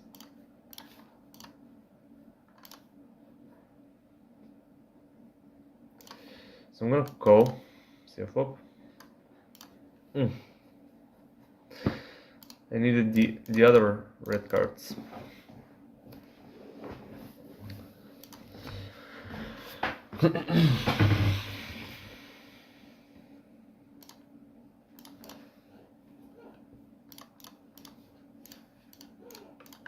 Oh, sixes. Sixes with 6 big blinds. You know what that means?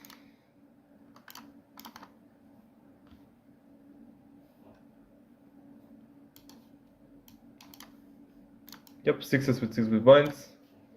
We're gonna go away. Here, 9-7 against ace queen is just 11 big blind pot, and we walk it down. Nice. Some more chips.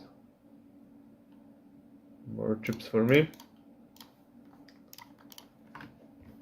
Go back to the sixes. We get called by ace jack, flipping. No! 6! Please! No! Okay, so that's it. The end of the 11th over. Number 1. So we min cashed for 16.89.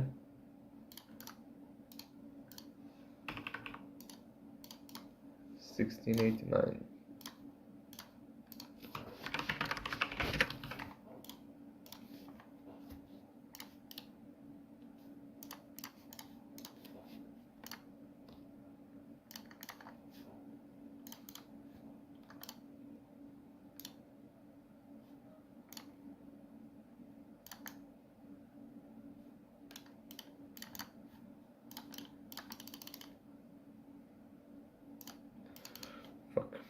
So my strategy didn't work, so I'm just gonna bet big on the river.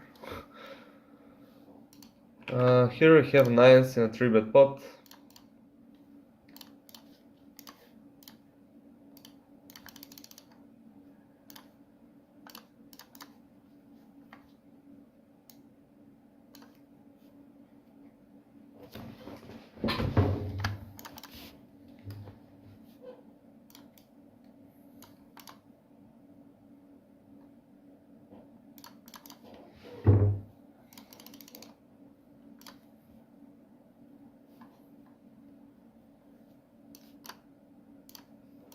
Okay.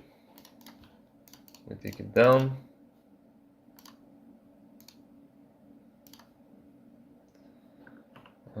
Here I'm calling, I guess. This is the, what is it, 11 over?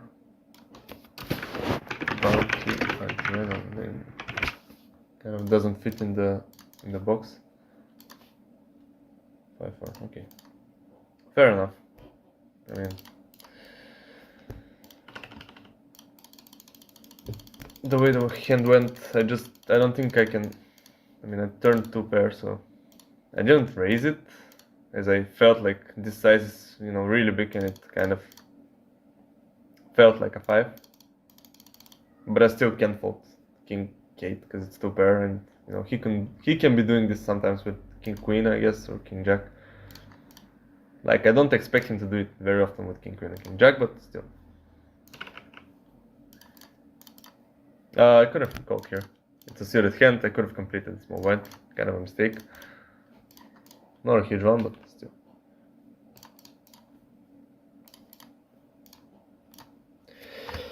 Most of the time, you don't need treatment, and you recover from home in like 1 to 2 days. But it was awful because I couldn't sleep at all. I puked over 30 times. Wow, dude. That's, that sounds awful. I actually hate puking, so I can only imagine what it's like to puke 30 times. Usually when I'm sick, like during the summer, there's kind of a flu that sometimes I catch, and I always feel awful when I have to puke. So if it's like 2 or 3 times a day, I feel awful. I can only imagine what it's like to puke 30 times in a night. It can get complicated if you don't drink water because it's severely dehydrated. Yeah, that makes sense. So good now, though just a bit tired. Well, yeah, hope you're well now, and hope you're gonna keep on getting better. Actually, I think I'm gonna call here.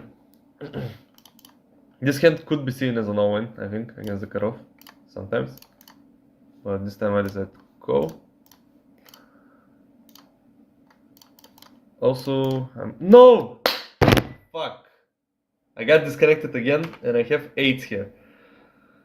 Oh, it's so annoying. Because it's a great spot, this guy is gonna jam ace 5, king 5 suited, I guess, ace 4, ace 3, pocket 7s, pocket 6s. Like, I'm definitely ahead with 8s.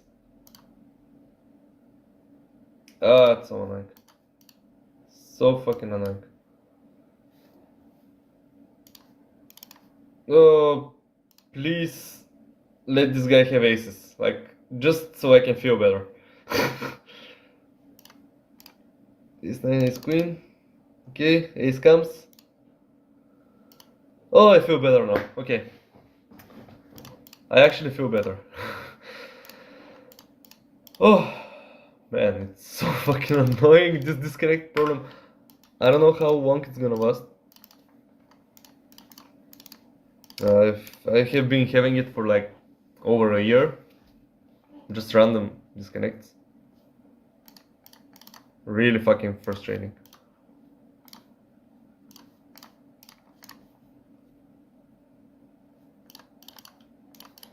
Not gonna tilt though, as I said earlier. I get angry. I can get, frustrated at poker, but I never tilt. This is an easy call. Fuck you. Yeah, not winning flips today. Just not my day, I guess. There's a hyper that I'm gonna register. That started 6 minutes ago. And I register it and I get ace king. That's good. So 3-bet.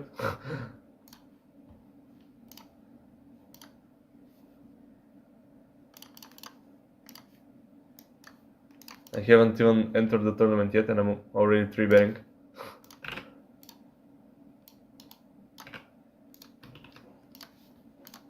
Okay, so we check behind, as this is, pretty terrible board. Raise king. Okay, really small size, so I'm gonna call. There is a queen.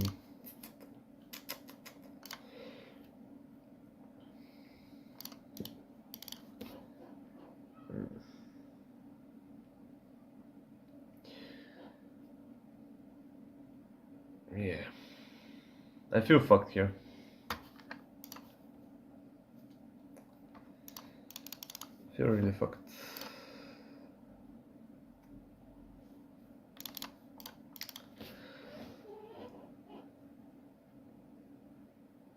I guess I could have raised the turn, maybe. Having hearts, because I'm gonna call with clubs and diamonds, and having hearts, maybe I can turn them into bluffs, because sometimes I'm gonna check aces and kings on that board, just to protect my checking range, and then maybe ace king of hearts becomes a great bluff on the turn as a raise. Yeah, it's possible. But the way I played the hand, I couldn't go for a river raise, I don't think. Can check again. Now I'm gonna go to bet.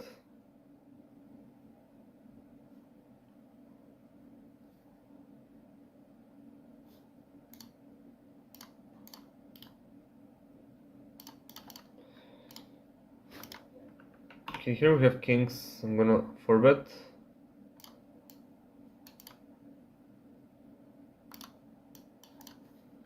I'm gonna make it so it, so such a size that I could have a bluff. So leaving room to fold if I had, let's say, ace-5 suited, for example.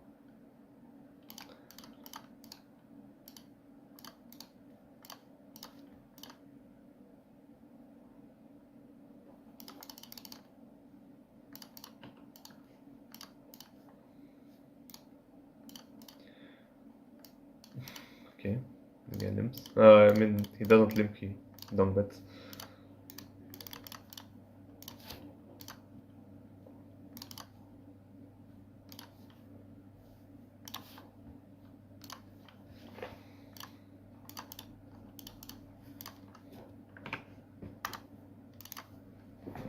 Okay, so 2 limps. I guess I'm gonna complete as I have a suited hand. Hopefully the big blind checks. Nice. Hit on 9, which could be both good and bad. Let's hope this guy checks behind as well. He doesn't. Well, fuck. So now we have 2 people behind us. I mean, I'm gonna call once. He turns a diamond, so we have to call again if he bets.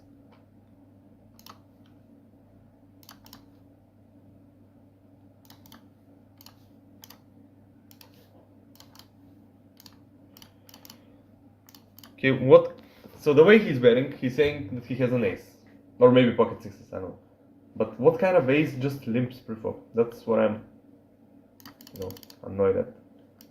I don't hit my diamond, unfortunately.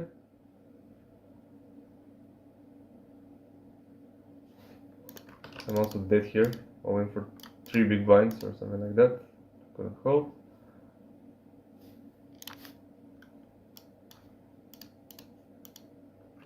Okay, so this guy jumps the river.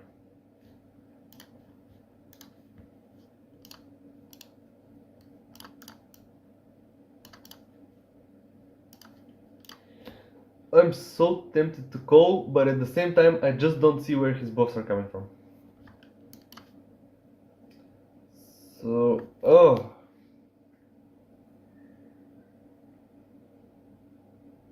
like, even some of his bluffs, let's say he was bluffing with Jack 10, now he has a Jack and he decides to turn it into a bluff, he still beats me, so I'm not gonna call. It just doesn't make a lot of sense.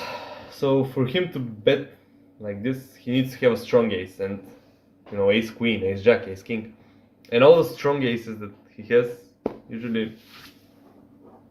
usually raise pre-flop. They don't limp. So his line doesn't make much sense, but I still can't call.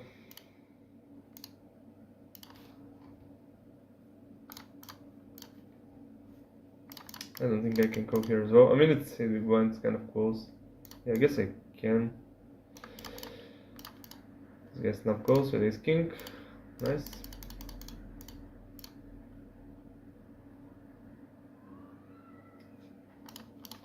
I mean, it was close. Like 8 big blinds. Ooh, we've opened straight here.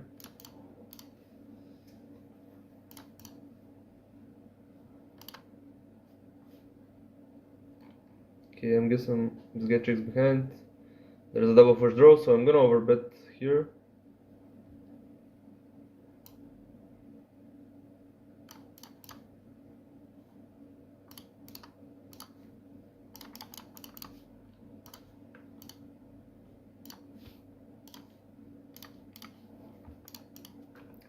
Also, I get called again by ace king. King 9. Give him the king. No. Okay, so this tournament's over. This guy folded or overbet.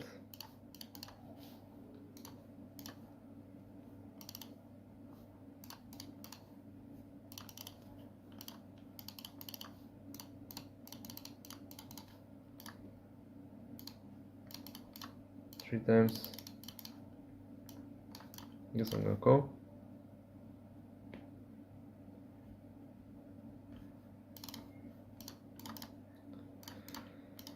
Ah.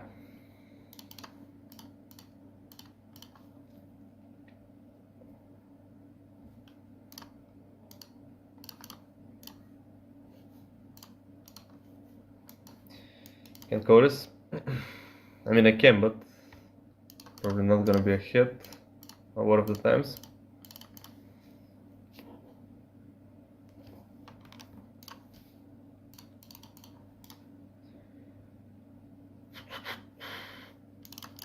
Pretty annoying.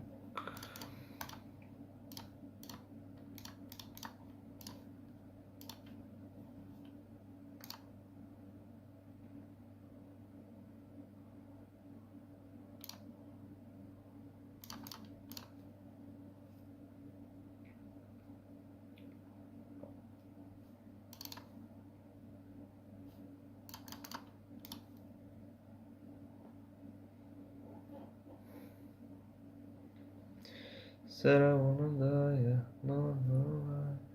I'm not really sure about that ace-5 offsuit spot. I mean, it was 8 big blinds. And, you know, ace highs are definitely good against that. But having two people behind me maybe changes it a little bit. I don't know.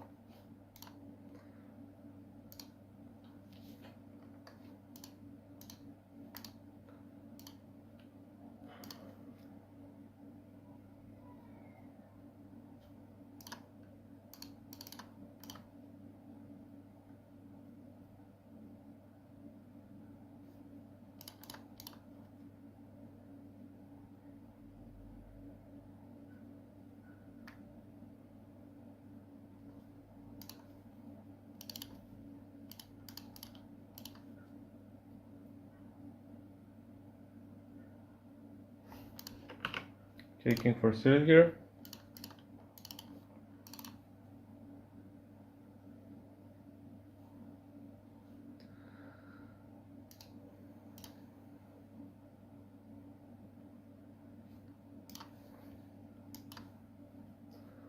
Not gonna be able to defend.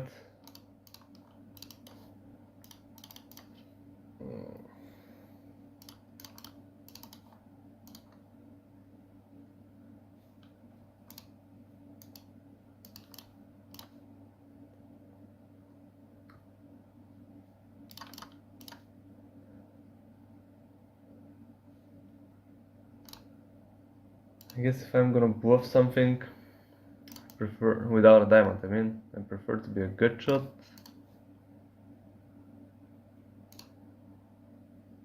So I'm gonna start small. And if the river is a diamond, I think I'm gonna turn this hand into a bluff. Okay, great.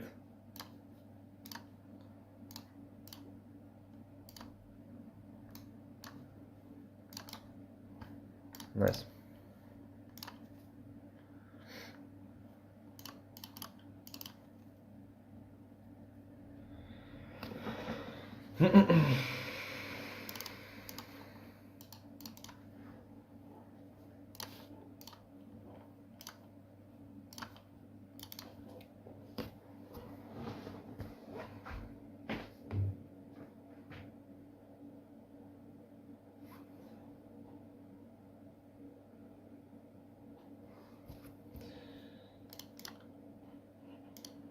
Okay, so I couldn't turn this from my worst poker session into my best poker session. Looks like I'm still losing a lot. So it continues to be my worst poker session. We have queens though. That can be bad, right? Okay, so 30 big blinds. I guess I'm gonna 3-bet. I'm not gonna small play here. What is good? Why are these things appearing? Let's 3-bet.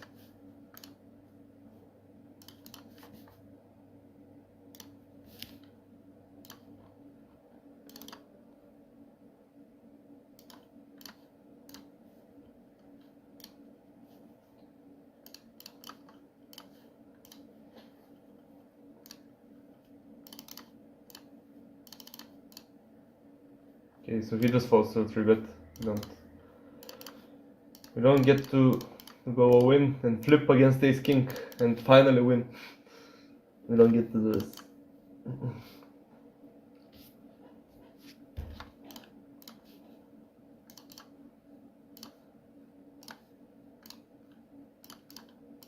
No, not alright. No.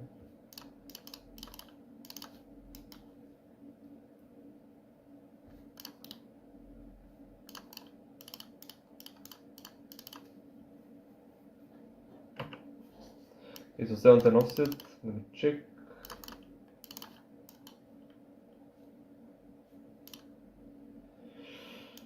Oof. Why do people have to limp? They make playing the game so much more difficult than it has to be. Okay, so 6. I'm gonna lead on that. I'm gonna lead really small actually. I mean, 1-4 probably okay.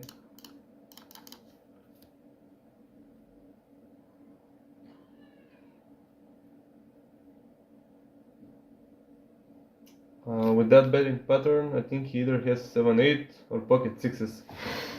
Yeah, pocket 6s is definitely possible. I guess I check here. This guy could have 9-10 or 9-8. Now he beats me. He could also have an ace. Whatever, I'm not calling. Let's see on.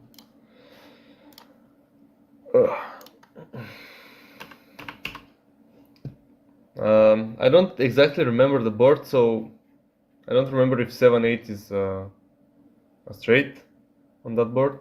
I had 9 threes, so a 6 and a 9 were definitely there. And the turn was a king, the river was a jack. So yeah, he could have 7-8. Which I guess it depends on the player, if he has the offset variations or only the suited ones.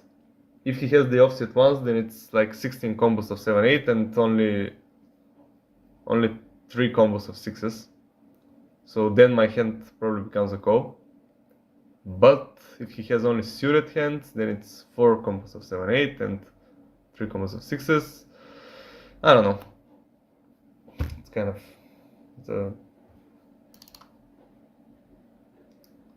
it's a difficult hand.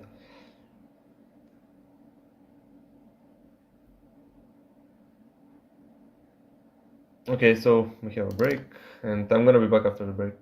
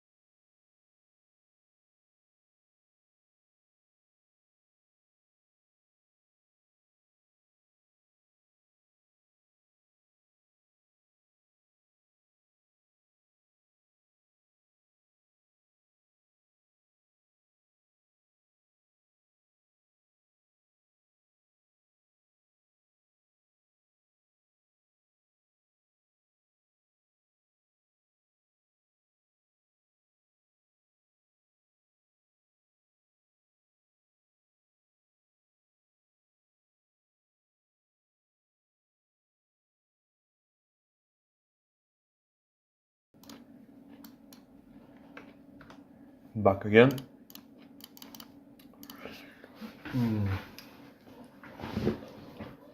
Ate some salad. Wait, this is no longer the. Oh, fuck.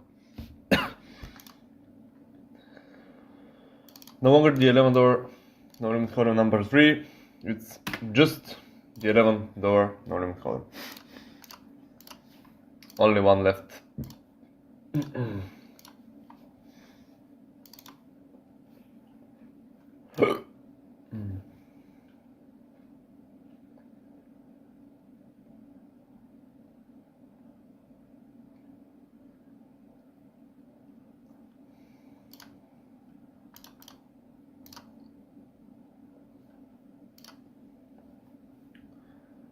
Okay, so we raise it. This guy leads from the big blind, so I'm just out. I'm gonna have so much stuff to defend here. That's much better than 6s. And there's a guy behind me. And usually, you know, when people lead, they're not leading with air. They have at least a draw, if not better.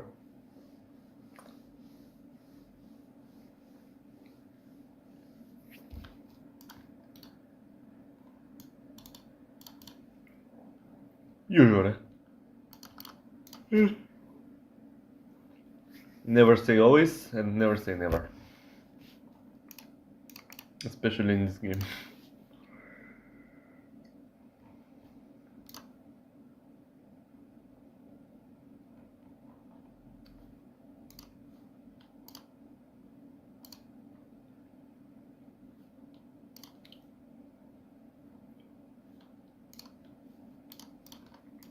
Okay, here we have some random guy going for 50 big blinds.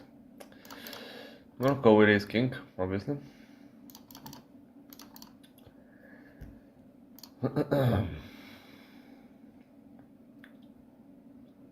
Kings, okay. Nice. Well, that's fine. Here we have aces. This guy leads on 9-3-3 on the big blind. I don't really like that. I mean, I don't like it as a play. I'm obviously gonna go. Flop, I'm gonna go turn. Wow, we get aces here as well.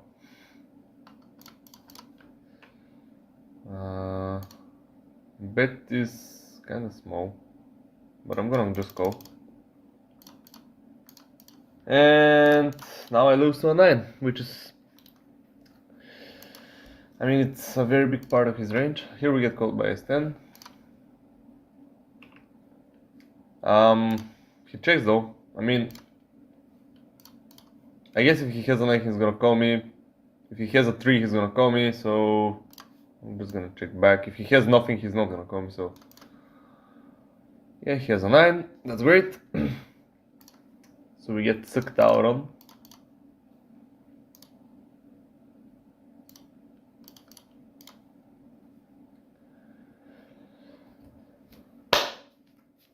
Bam! But we won here. An 8 big blind pot.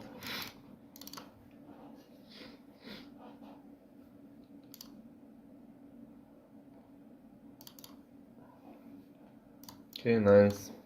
I win.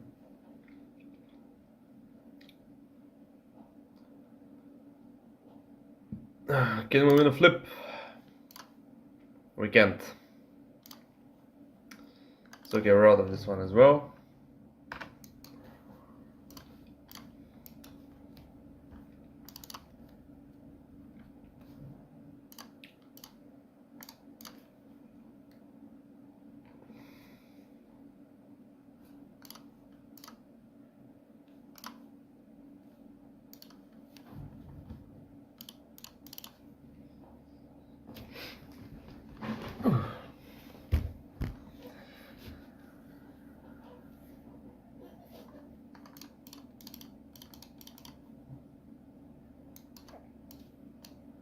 Let me put all my It was on one screen, so here is on this stack. It's actually here now.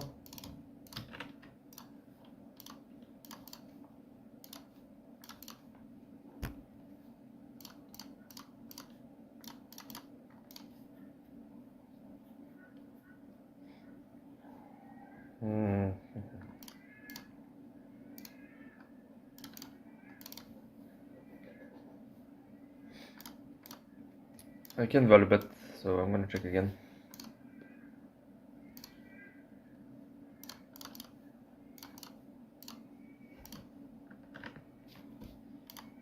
I won against 7-4.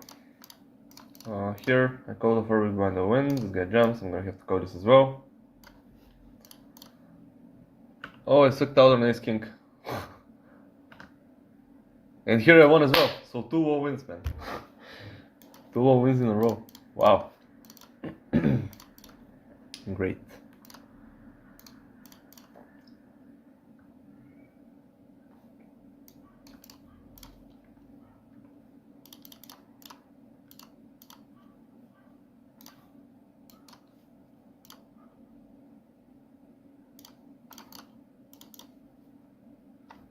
We get squeezed to pretty wide size, so I'm gonna fold 5s. Guys, what do you think? Do I call 8? 8 chips? Oh, I don't know, maybe I should fold.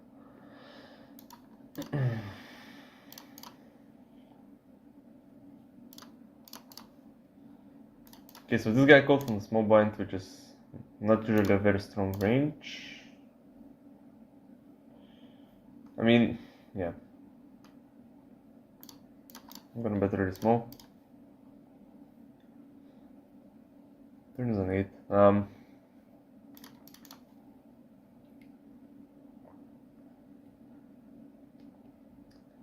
gonna check behind. I guess I'm gonna bet more Jack King than Jack Queen.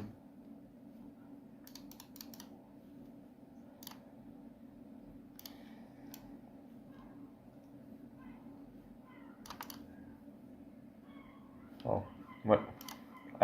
I really don't understand some people.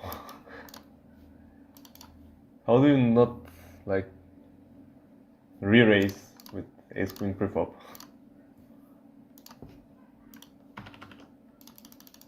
Like I have 20 big blinds. You have ace queen here in the small blind, and you don't go all in. How?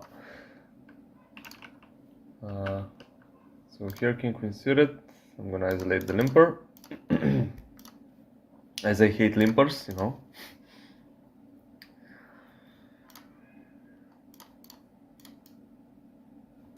I guess I could check this sometimes. Yeah, I'm gonna check it.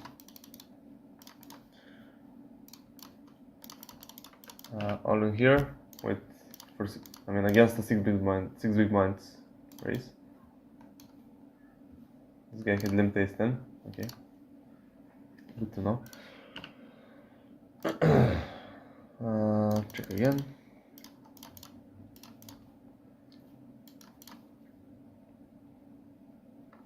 Okay, so we beat queen jack. That's the reason I'm, least likely to bet king queen, and I'm more likely to bet king jack and queen jack, because when I have king queen, I dominate the other draws, and I don't need to turn it into a bluff. I can just show it down.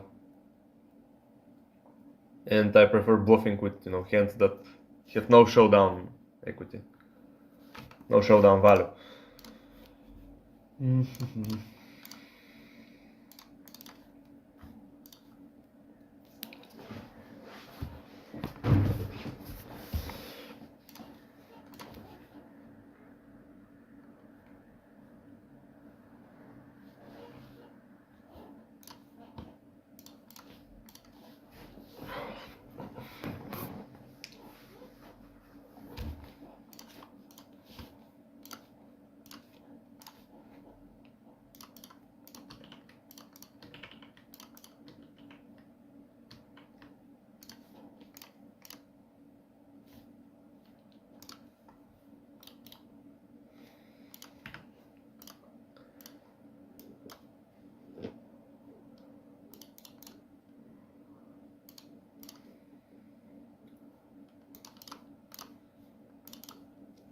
Could I have raised this? I mean,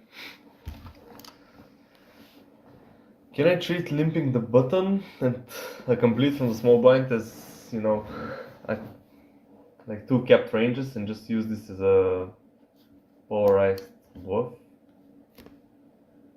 I mean, I'm talking about pre-flop, obviously. I'm gonna fold now because the flop already came. But I'm interested in how this pot works when the button limps and the small blind completes. Like, what am I supposed to raise within the big blind? Obviously, I'm gonna raise aces, ace king, kings, queens, ace queen, but what are my bluffs? Are they the trash hands with good blockers? Or are they like, you know, ace 5 suited, ace 4 suited? I actually think it's gonna be the trash hands because ace 5 suited and ace 4 suited, they perform really well as checks. So actually thinking for could have been a raise there.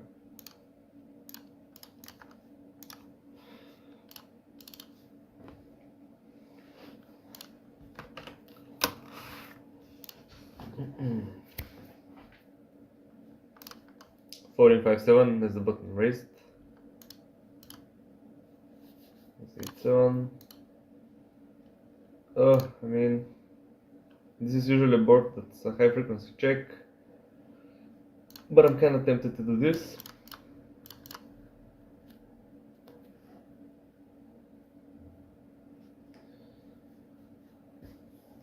Okay, turn is a heart.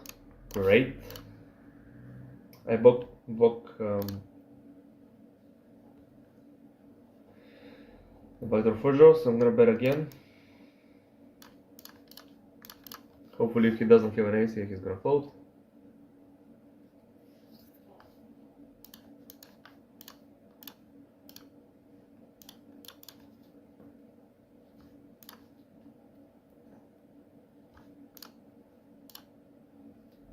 Let's open the chest. Let's put it here. Chest opening. Wow. What am I gonna get? 5 doors. Wow. Amazing. Thank you very much.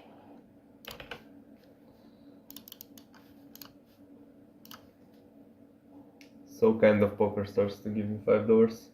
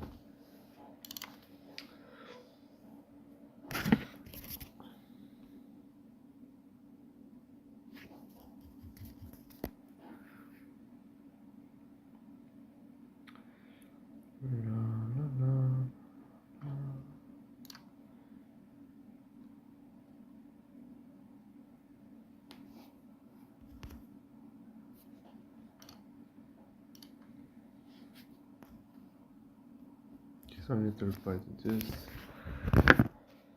This guy makes it 3 times, which is not really a great size. But at the same time, he makes it impossible for me to play king 10 offsuit. And yeah, this guy 3-betting.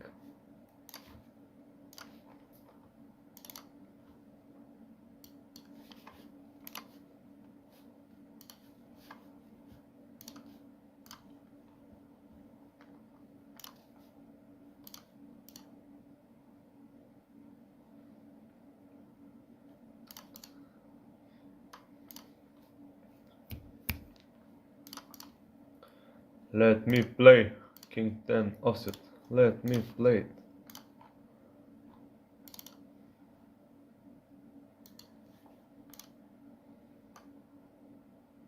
Oh, you just made the greatest mistake of your life. I don't know if that's true, but I'm gonna isolate with king 10 off. Try to get this guy heads up. if somebody jumps from the points, I'm gonna hit fold, I think. Okay, so flop trips, yes. Three of a kind. So usually very small bets are gonna work here. So I'm gonna bet 1/4, like almost 1/4, a little bit more. Yeah, it just works. Fuck.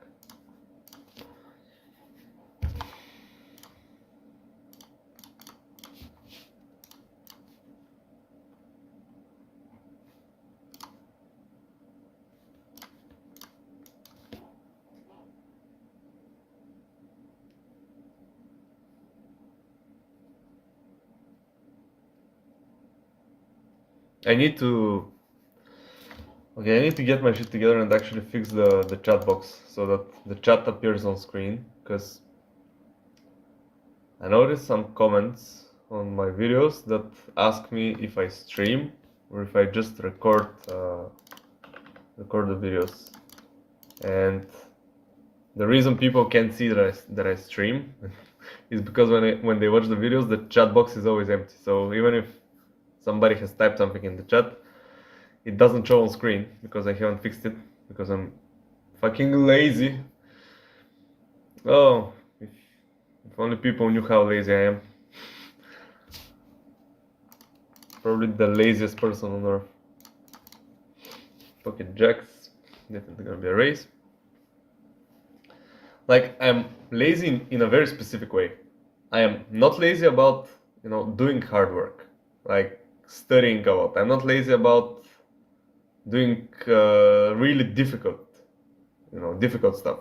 I'm really lazy about doing micromanagement, some minor details, like, fixing the chat box or making a perfect thumbnail that is like crystal clear.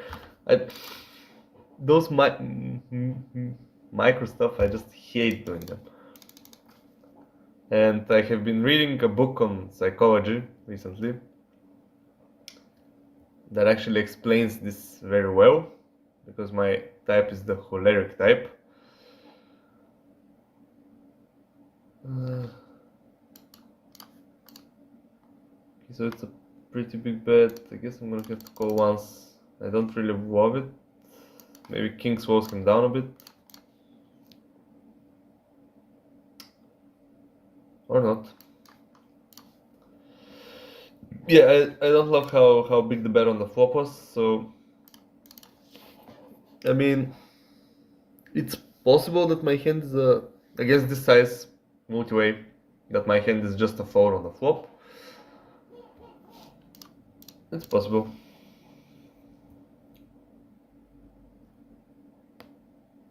Because, I would much rather defend ace-9 here on the flop. So when he does this, I would rather have ace-9 here than pocket jacks, because ace-9 at least has more outs. I could hit an ace, or I could hit a 9. And jacks just has 2 outs, just a jack. While ace-9 has, 6 outs. So it's better to have ace-9. At the same time, by having jacks, I'm blocking jack-10, king-jack. Yeah, I guess that's it. Jack-10 and king-jack, which are, some of his bluffs. Yeah, so I think I could have folded the flop, probably. And now when the king gets there and he bets, I mean, he could easily have king-queen, king-10, king-jack, I guess. I mean, not very likely, but still possible. King-9, not very likely. But yeah, jack-10, not very likely again, but possible. Okay, this guy goes all in. We're gonna have to call. It's just 6 big blinds. He has aces. No. Oh, I have nightmares about this. People having aces.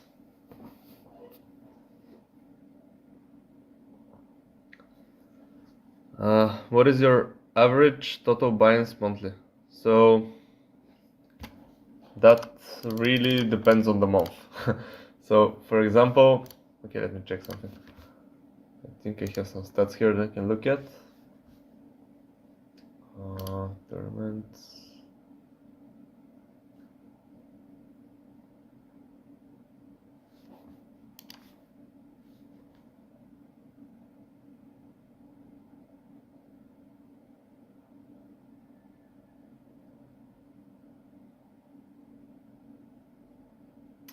Where is it? Fuck. Okay, maybe I have to... No, fuck. What did I do? Okay, I'm gonna tell you in a second. I just need to filter some details. So, currencies, yes, dollars, yes. Filter.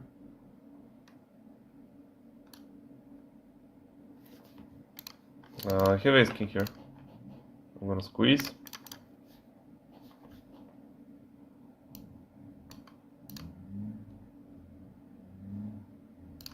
No, I don't need this one actually.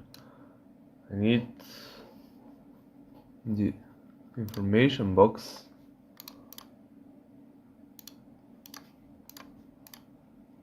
Okay, so this guy leads on ace 4 5-4, and I have ace king, which is very, very bad for him. Oh, what a nice turn. I have a spade and a diamond on 2 clubs and 2 hearts. So I think it's safe to just jump this for value, because, you know, I need to deny the equity from first rows. And at the same time I'm getting value from a worse ace, like ace queen, ace jack, ace 10, whatever. Okay, this guy folds. Well, fuck him.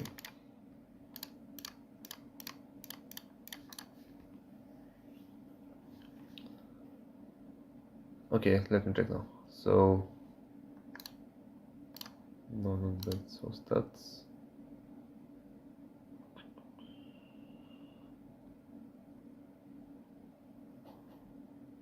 Is there an average buy-in somewhere?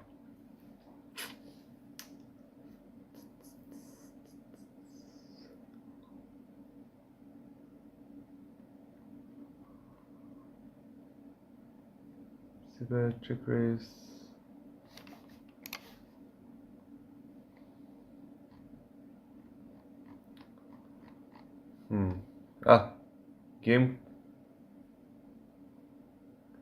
Game currency.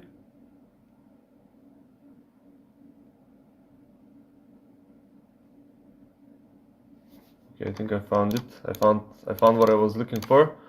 Game currency per tournament, I guess. Okay. So where is it showing it?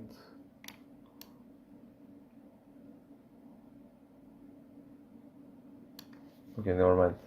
I didn't find what I was looking for. Okay, so let's try to calculate it in my mind. So January, I didn't have my university, which means that I was playing much more. In January, I played 15 days out of the 30, so I was playing every second day basically. And my average buy-in was about $7. So, and I was playing, let's say, average of 20 tournaments per day. So that's what, 20 times 7, $140 per day, 15 days a month. So that's around $2,100 is in total buy-ins for the month. But obviously January was one of my most successful months, so I had a lot more in cashes. But then February, for example, I was really busy. I almost didn't play. So let's say I played 7 days in total in February. So February was like average of, let's say, $1,000. for February, and now March I think it's really busy for me again, so I'm not playing much, which means that it's probably gonna be around $1,000 as well in buy-ins this month. So yeah, it really depends on the month.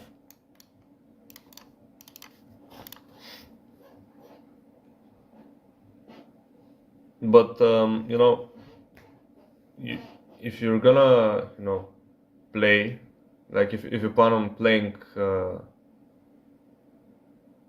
poker like seriously soon, then you're definitely gonna need a bankroll that can handle swings, because swings are a real thing in poker. So you're gonna need at least, let's say, I don't know what stakes you plan on playing, but if you're not really a crusher of your stakes, let's say you're a profitable player, so let's say you make like 5 big blinds per 100, you're gonna need at least 300 buy-ins for the stake that you're playing at, because you need to be able to handle swings. Right now I have let's check it. I have a 14.77 big blind per 100 win rate, so basically I'm winning 15 big blinds per 100, which is like, it's great. Obviously today it's not showing because I'm losing everything, but usually that's my average and it's good. It means I can definitely move higher. Like when you're making 15 big blinds per 100, like as soon as you reach, I think, 11 big blinds per 100 or 12 big blinds per 100, you're ready to move up. You can go up a little bit. But as I explained earlier, you need like 300 buy-ins to be able to handle swings. And if I move up, my win rate is definitely gonna go down. Maybe it's gonna be like 7 big blinds or 8 big blinds per 100. And I don't have the 300 buy-ins that are necessary. So that's why I'm sticking to those stakes right now, those micro stakes.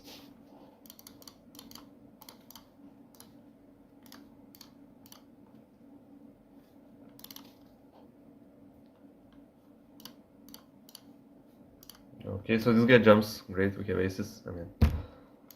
I'm gonna just go, try to induce, kind of fishy, but sometimes it works, we have to try it. Okay, this guy jumps. Oh fuck, there's only one ace, I'm gonna hit it.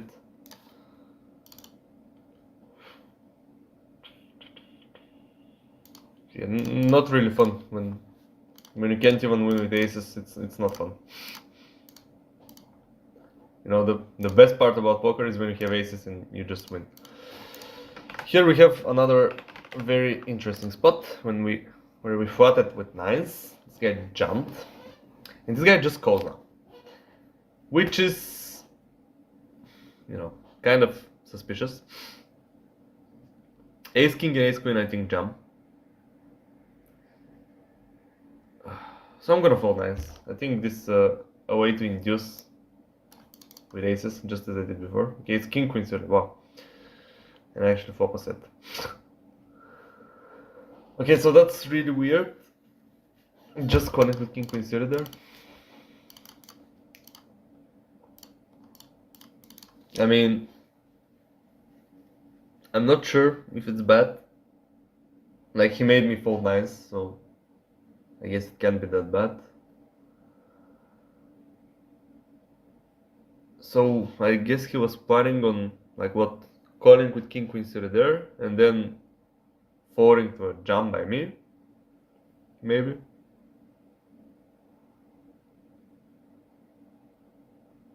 I don't know. It's a tough spot. I don't know what I was supposed to do there.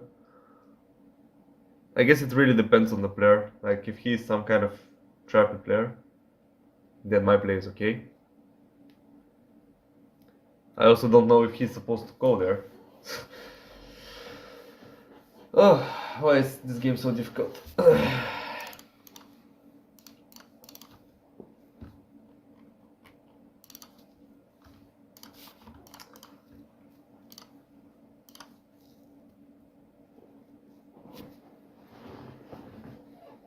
Like if I have ace queen there, I'm definitely gonna go all in, because ace queen blocks aces. And as I said, I think he jumps ace king. I don't think he just calls with ace king there.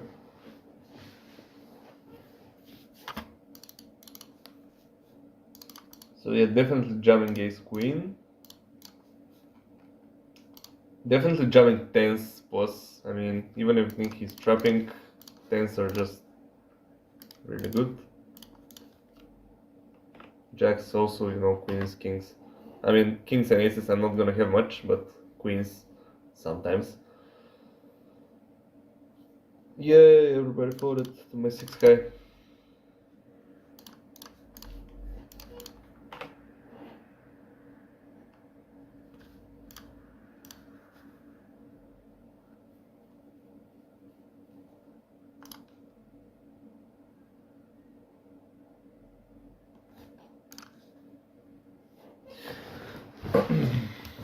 Ah, instead. I really don't know. I would actually really appreciate an opinion on that hand with the nice.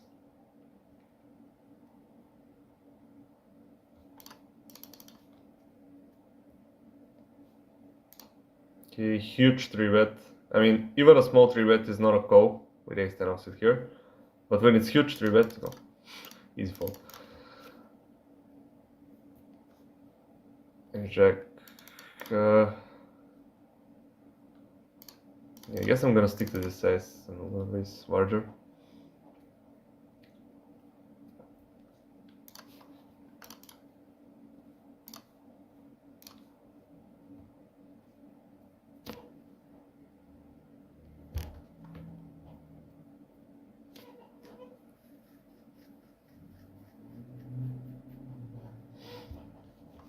We get 3,000 cores behind us. Board is queen 9-4. I mean, it's very likely that one of these guys has queen 10 suited or king queen suited, maybe even ace queen. So I don't expect to have the best hand very often here.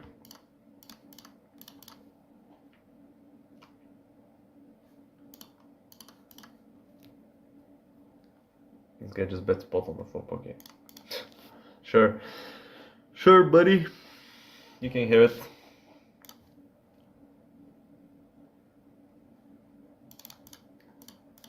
I think I've explained before why this is a really bad play, like whatever he has, because it makes it just really easy to play against.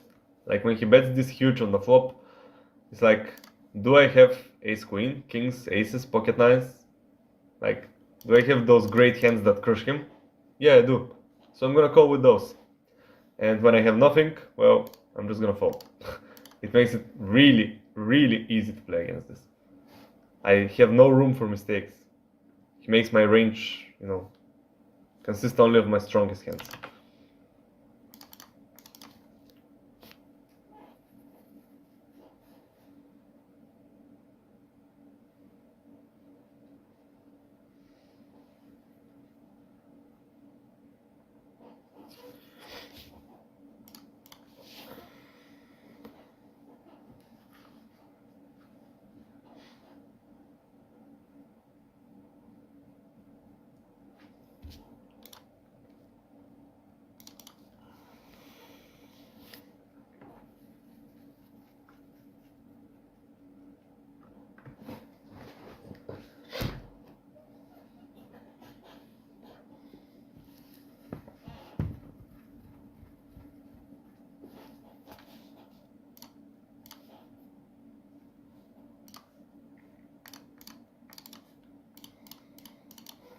Okay, so king 10 offsuit here for 5 big blinds.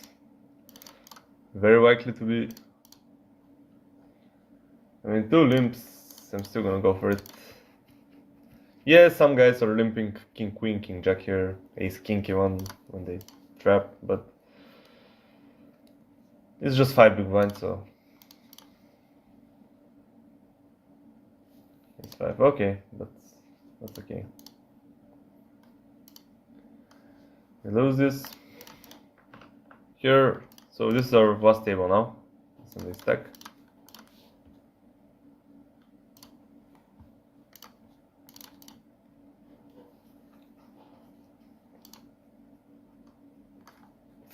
I had king 9, I would have had a good shot. Yeah, I guess that's why you play cards that are connected.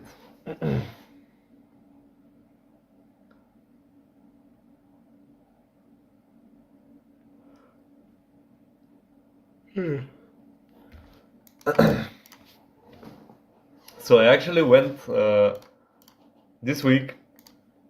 I went in the sea. Like, I went with a friend of mine to the beach.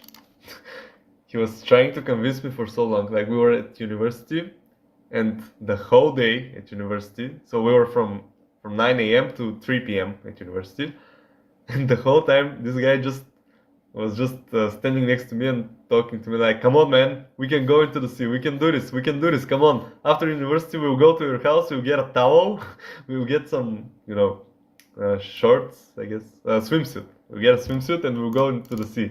And I'm like, okay, maybe I'll come with you if you want to go into the sea, I'll come with you and I'll watch you, but I don't know if I'm gonna go in. And he was like, oh, you can't come with me, you can't go into the sea.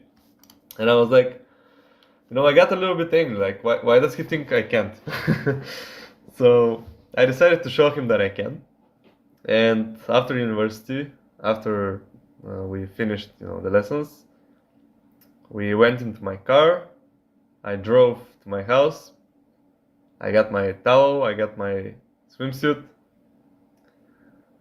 and the water is really cold because it's March, and here, after the winter, the water is like really, really cold.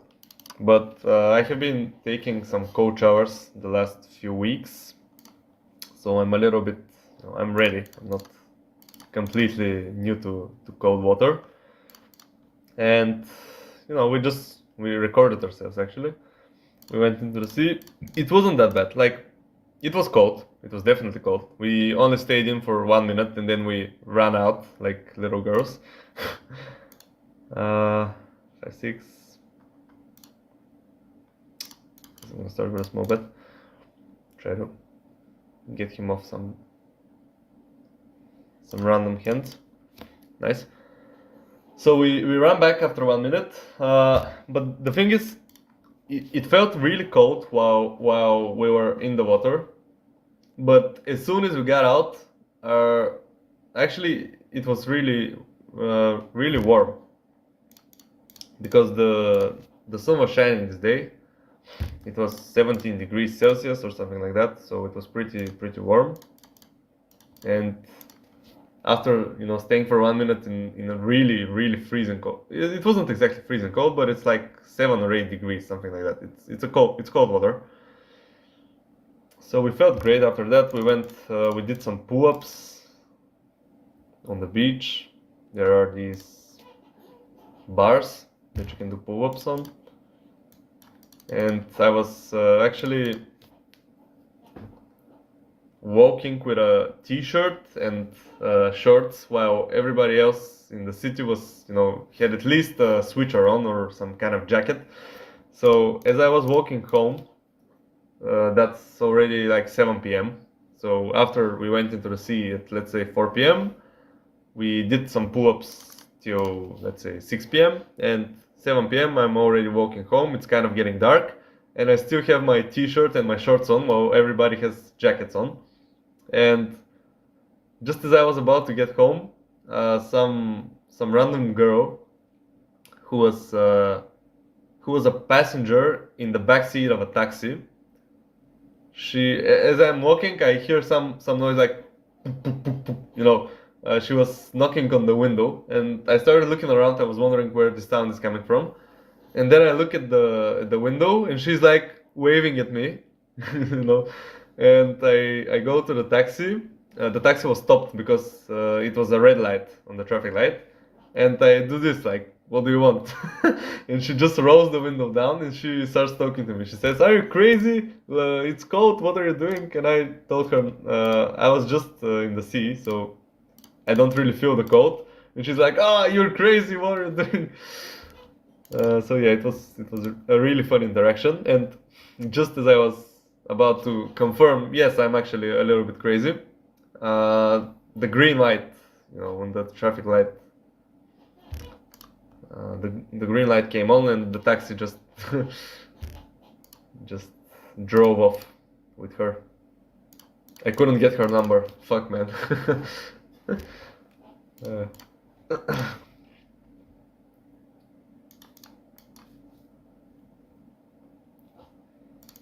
Actually winning some chips. Well, not talking about poker. Oh, I hate this shit, man. When I'm left with only one table, it gets so boring because action is really slow.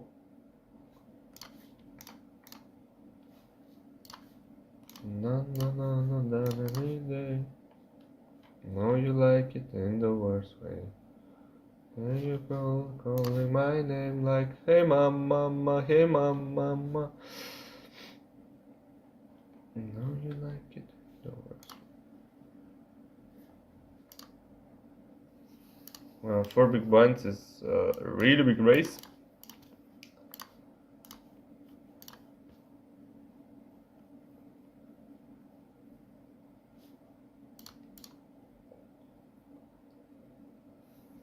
How can you calculate how much BB per 100 you win? Well, it's really difficult if you want to calculate it manually, so I just use Poker Tracker, if you know it. Poker Tracker 4. It's a software that uses SQL, so it uses databases from the tournaments that you have played, and it creates it keeps track of your stats. So that's why it's called Poker Tracker. I'm gonna type it in the chat so you can check it out if you don't know about it. That's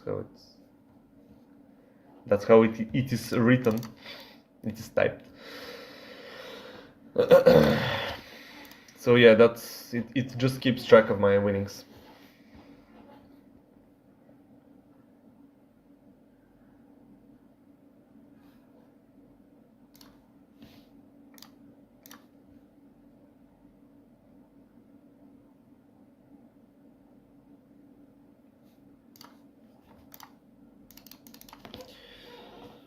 Oh, I don't know. I'm kind of thinking about ending the stream.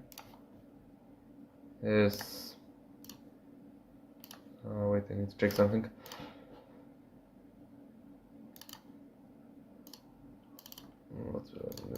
Yeah, that's a shit one.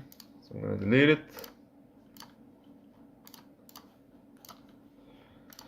Yeah, I'm kind of thinking about ending the stream because it's only one table.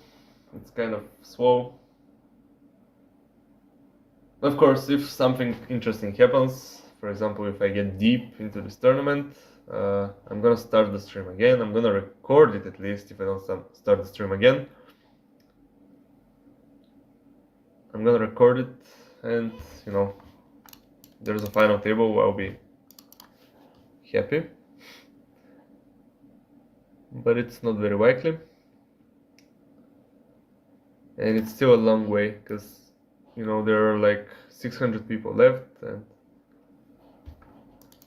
blind levels are increasing every 10 minutes. It's not that fast of a structure for this tournament, so it's gonna take some time. No, and I wanna sleep, man. It's already 1 a.m.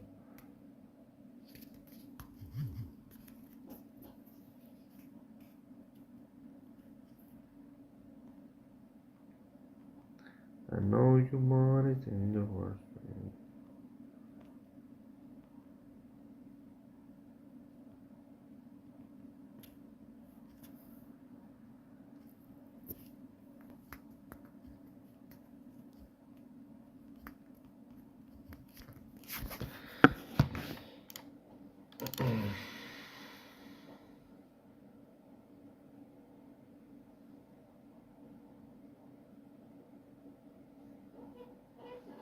Hey, mama.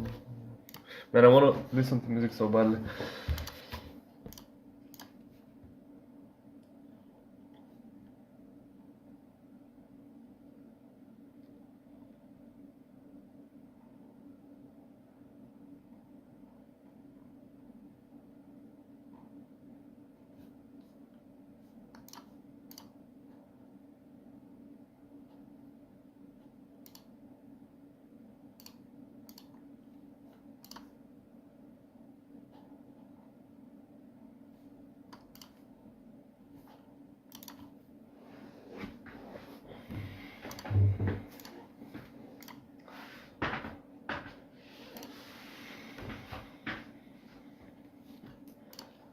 So today I have actually played 3,121 hands. That's again, Poker Tracker tells me this. I haven't counted them manually because that would be insane. I don't have the ability to do that. I don't think, at least. Like, I haven't tried, but while playing 8 tables at the same time, thinking about the game and counting how many hands I have played, it's gonna get really, really difficult for me. My brain is not that large. It's kind of small, actually. Small brain.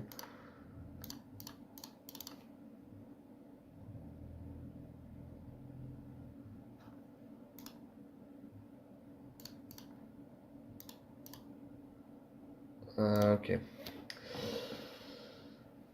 Okay, so we have 300 spots until we reach the money, but I think I'm gonna end the stream here. And I'm gonna play this tournament on. If somehow I manage to get a deep run, which is not impossible, like I have 46 big blinds, which is a nice stack. But if I somehow manage to get a deep run, I'm gonna record it. Maybe I'll stream it as well. But for now I'm ending the stream. So yeah, I'm wishing a good night. And we'll see what I can do in the tournament. Good night.